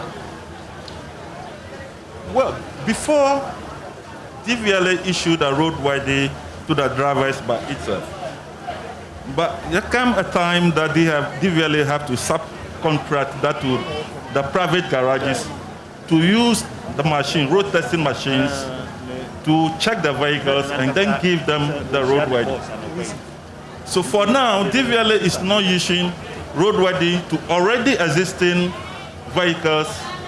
Rather, they issue roadworthy to new registered vehicles. But why have the old ones been left out? Because if you judge from even the statistics that Engineer Dontin was mentioning, per what I checked, as of 2010, we had a little over 1 million vehicles on our streets. Currently, we have over 2 million of them. So it means the numbers are increasing, yes, but the old are more than the new. Yes, the old cars normally go to the testing centers. Okay. That is where roadworthy is being issued to them. So we make sure, or we assume that the testing officers at the testing centers do a proper checks on the cars before they issue the roadworthy to them. Because they have the testing machine now. That is where DVLA gave them the contract to do that. Let's also talk about driver's licensing. And that is a crucial issue because we know that if you conducted a survey, quick survey of the drivers here, you would realize that maybe quite a number of them were driver's mates, and then they graduated, learned on the job. Then they got their licenses and all of that. Not all of them go through the typical sit in a classroom, learn the rules, the regulations, the signs, and all of that. What is the DVLA, or what can the DVLA do about such situations moving forward? Thank you. Before you acquire a driver's license, there's a procedure that you have to follow.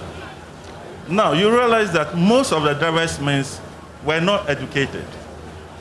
So, DVLA will come very soon where most of the tests will be in local languages.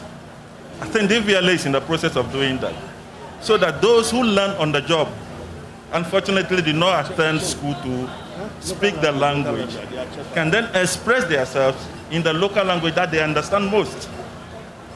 Now, apart from that, before you acquire the license, we refer you to a driving school.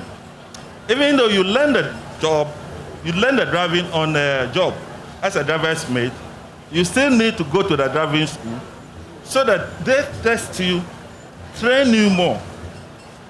What you learn as a mate, maybe your driver say, park the car here, do this, do that. But you go to the driving school to learn more before we give you the license.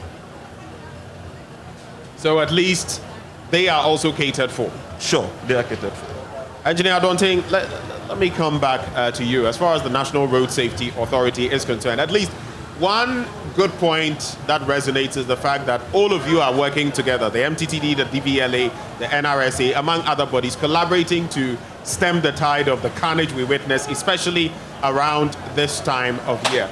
But in this last quarter, as we phase out, 2020, what are some of the activities the National Road Safety Authority, apart from what we're doing here, Arriving Alive, and moving into next year, what are some of the things you have projected that you're going to be doing to ensure that this is not just a 9-day wonder, something that, oh yeah, at the end of year, this is what happens, let's ramp it up, and then we go to sleep. What is the plan? Yes, in the first place, before I go on to answering your question, it has become very clear on this platform, as you're saying, that the responsibility of ensuring safety on our roads is a huge task. It is a collaborative work. It is not a one-man show. As we do education, our colleagues from the other institutions would also be doing their part.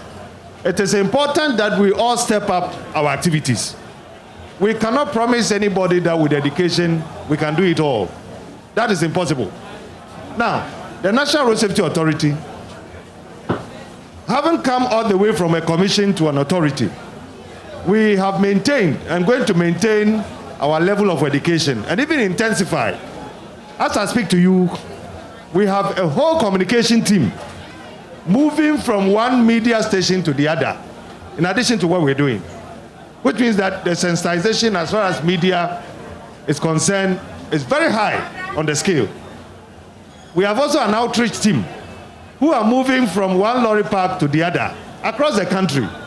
As I speak to you, you go to Neoplan Station, you go to Tudu Station, you go to Takrady Station, Kaneshi, go to all the regions and our teams are there.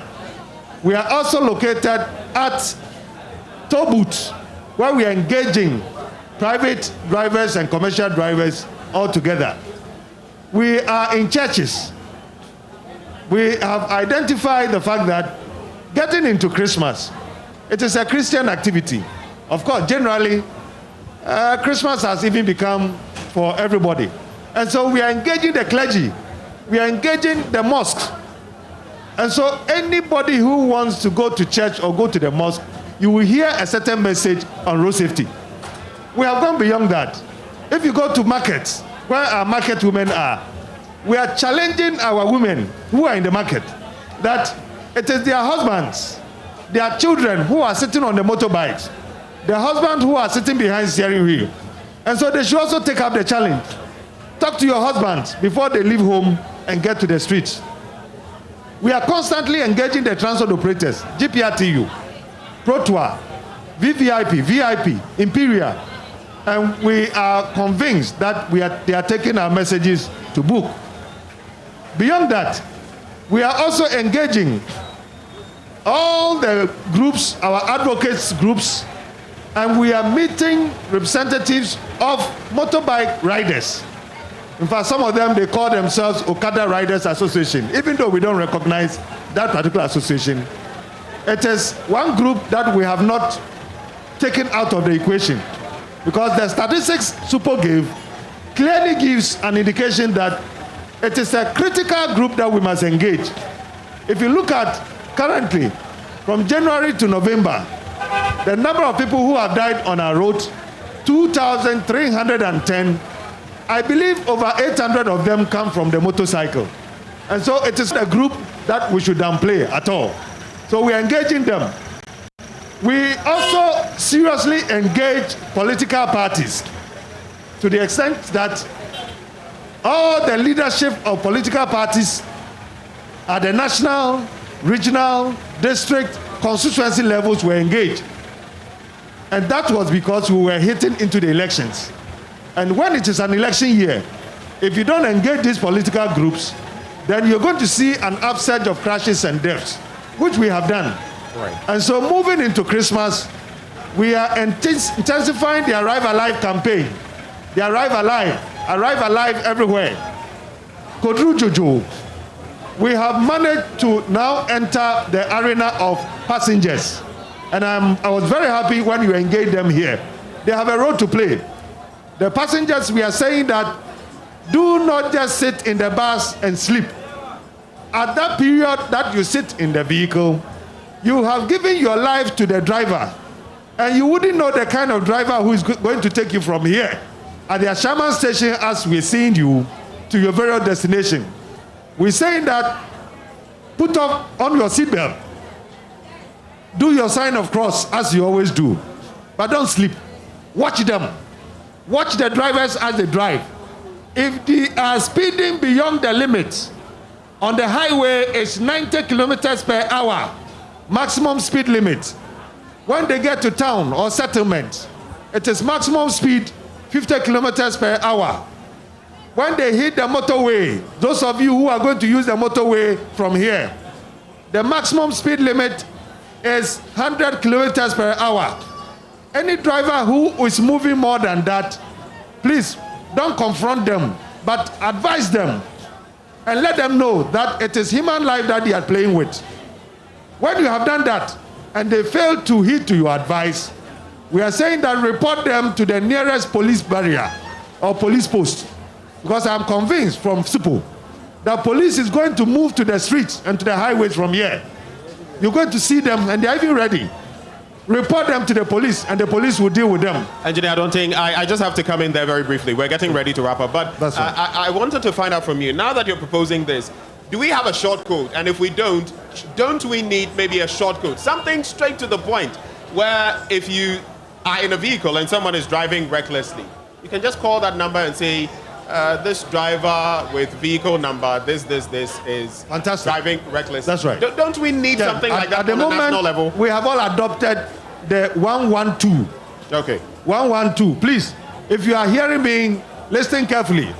If you're a passenger, you're a driver, you're a road user, pedestrian, motorcyclist, if you come across anything unusual, abnormal, that can constitute death or risk to human life and property, right, call 112. Okay, let's hold it right there. So 112 is the number to call. If you see anything, the driver or anything that is of concern, call 112. Super.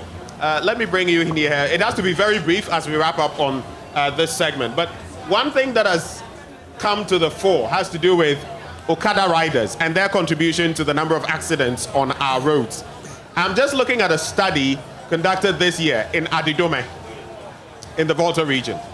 And of the 64% prevalence rate of accidents there, when you take that 64% out, 74% involve motorcyclists in some way, in some shape, in some form.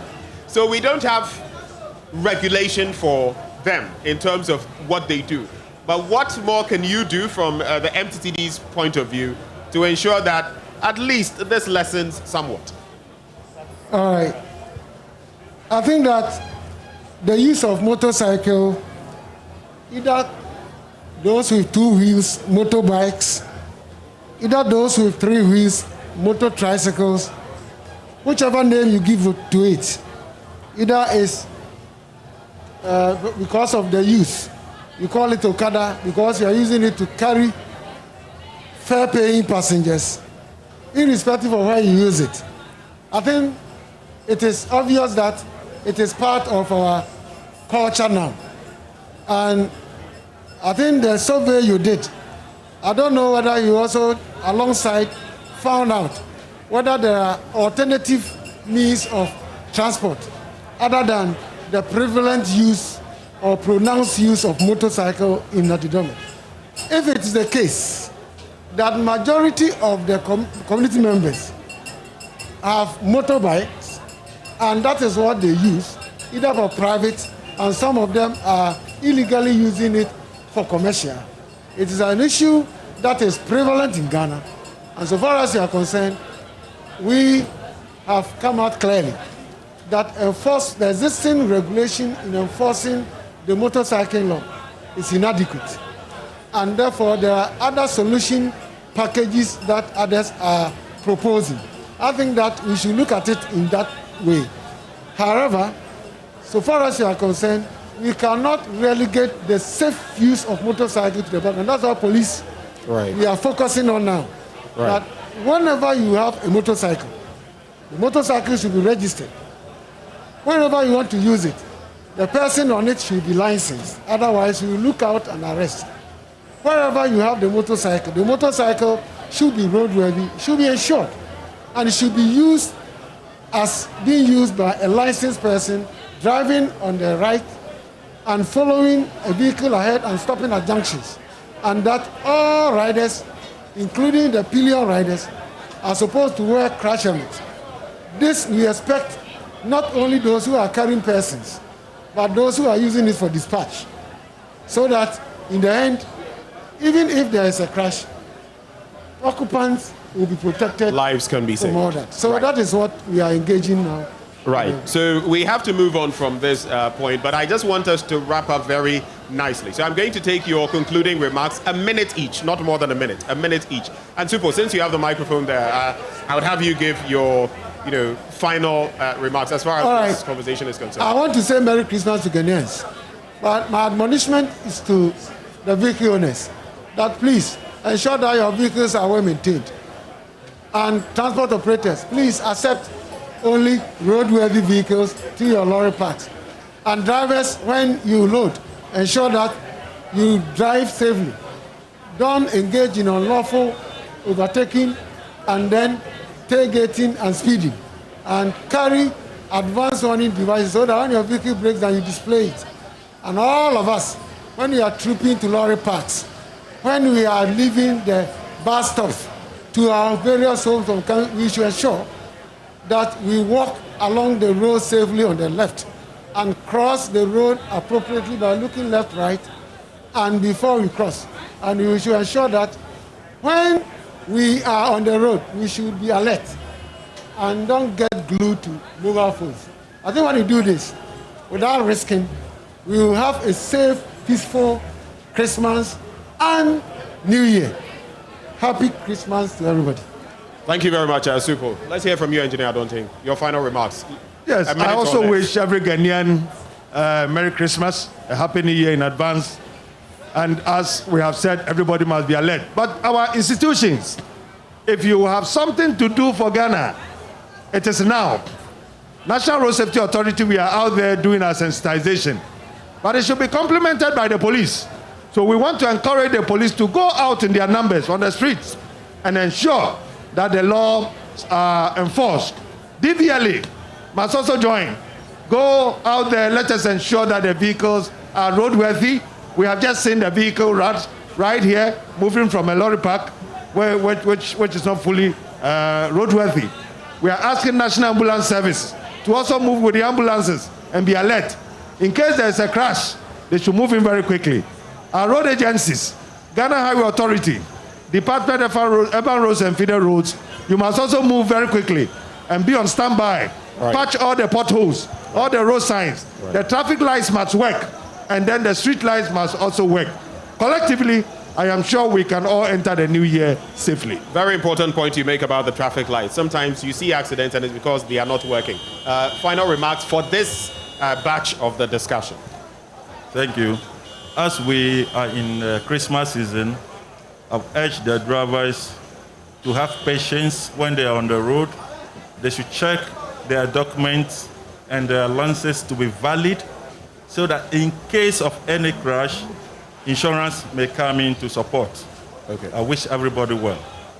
Right. So we are done with this batch of the conversation, but it doesn't mean our guests are leaving us. In fact, they're going to stay with us. There's going to be further interaction. So far, we've interacted with Philip Fuga, Technicians Engineer with the Tema DVLA, Engineer David Adonting, Director of Planning and Programs at the National Road Safety Authority, and Superintendent Alex Kweku-Obing, Director of Education, Research and Training with the MTTD. We're crossing over now to the Circle Neoplan Station.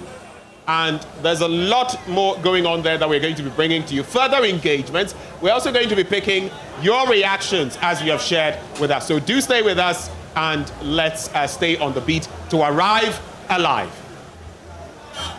And then we'll be speaking to this man about what he'll be doing to arrive alive. Pacho, good morning. Oh, morning. Pacho, that was to say when they join you, sir, Kasa Sisi. Okay. Okay, Inti, you say Bisawo. This year, festive season, Christmas in a year, it's a accidents in Yama Koso Hapa, Ewa Krapa. Oh, okay. So during the festive seasons, we see that there are a lot of accidents, and so we want to ask whether what you'll be doing this year during this season to ensure that you arrive alive or you arrive safely at your destination. Oh, okay. What we can say is that the drivers will be very careful on the roadside, so that incoming vehicles and those who are moving in the opposite direction, so they should be very careful so that they can be ensured that there will be safety on the roadside. Okay. And as a passenger, would you ensure that the drivers are in their seat belts? What will you do? What will you tell drivers if they are going too fast? What will you say? Okay, this is a season whereby the roads is very busy. Everybody should be very careful, especially the drivers. They should not be in a hurry to reach where they are going. Okay, and when the passengers are on the bus, they should make sure that they put up their seat belts. Okay, they should ensure that so that it will prevent, in case of any problem, then there will be safety in the bus. Okay. And in this COVID season, we know that some people walk around without their masks. Some people do not follow the COVID-19 protocols. What will you be doing to ensure that your passengers follow these protocols? Oh, okay, you see, we are supposed to wear the mask, but the protocols has been relaxed a bit. So you can see some of us, we are not on a mask. Though I have a mask in my car, but I've not taken it. So, yeah. But you ensure that they have it? Oh yes, I have it. But because I'm using my own car, so I came to St. Sinjani, and that is what I can say. Yeah. Thank you very much. So as you can see, he's advising all passengers to ensure that they are in their seat belts, and then they ensure that they arrive safely. So whatever they can do to arrive safely this year at their destinations, they are going to do it. So we are speaking to a lady here as well. She's a passenger. She's about to board one of the VIP buses. We want to ask her what she'll be doing this year to ensure she arrives safely. Madam, okay, good morning. Morning. Patrick, I want to join you, because I say this year, Christmas festivities, no, and accidents easily. As a passenger, no, dear, no, by ensure say, Ubedru baby, I walk on safely. Oh, me that say, I will dear mammy. Me dear, me say, me make sure say driver no. Speed me pay and obeko on farming to me cabebre.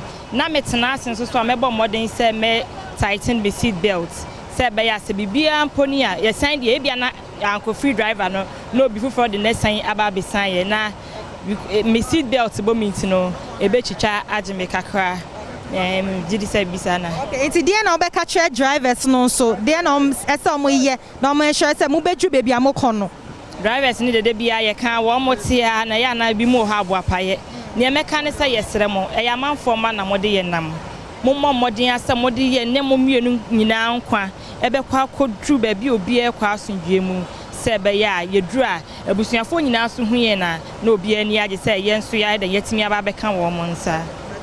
Yeah, that's a part. So we spoke to one lady over here, and according to her, she's saying that as a passenger, she will ensure that she is wearing her seatbelt. She's very well strapped in the car. She's also advising drivers to work hand in hand with passengers in case they are going too fast. She ensure that she speaks to them so that they go a bit slowly, so that they can get to their destinations very safely. Now there are some passengers also in the bus, and so we'll be going to them to ask them what they will be doing this year to ensure that they arrive safely at their destinations. Good morning, sir. Good morning. How are you? I'm fine, thank you. We are very grateful for speaking to us on Journeys. We want to ask you what you'll be doing this year to ensure that you arrive safely. You are boarding a bus right now, and you would have to be strapped and all those things. We want to ask, what exactly would you do this year? First of all, let me thank Almighty God for giving us these days, because we are not living because of our experience. It takes the grace of God. But what let them that we do, we have to do is we have to put trust in the Lord. We commit the journey into the hands of the Lord, that may He that started with us, He should end us successfully. That's what we have to do for the year. Okay, so as a passenger, you've sat in the bus. The driver might be going fast. What will you tell the driver in case of such situations? Okay, I would have advised the driver that I should take care because everything is in the hands of the Lord. There's no hurry in life. It's God that make a way when it seems to be no way. So we have to advise him to take care of us. Thank you. And what will you tell the passengers as well as they are sitting in the bus to do to ensure that they are safe, they safely arrive at their destinations? What we have to do is we have to put on the safety precaution, what we have to do so that we can reach our destination safely. That's what we have to do. Yeah. Thank you very much. You're welcome. So we have stood in the bus. We've spoken to some passengers outside and inside the VIP bus here, and all of them are cautioning their fellow passengers to ensure that they are patient enough. They strap their seat belts properly. They speak to their drivers in case they are going too fast so that they can slow down. And then they are doing everything they can to ensure that this year they arrive safely at their destinations. And so as part of our Arrive Alive campaign, we are telling you to arrive alive at every destination you are going as a passenger.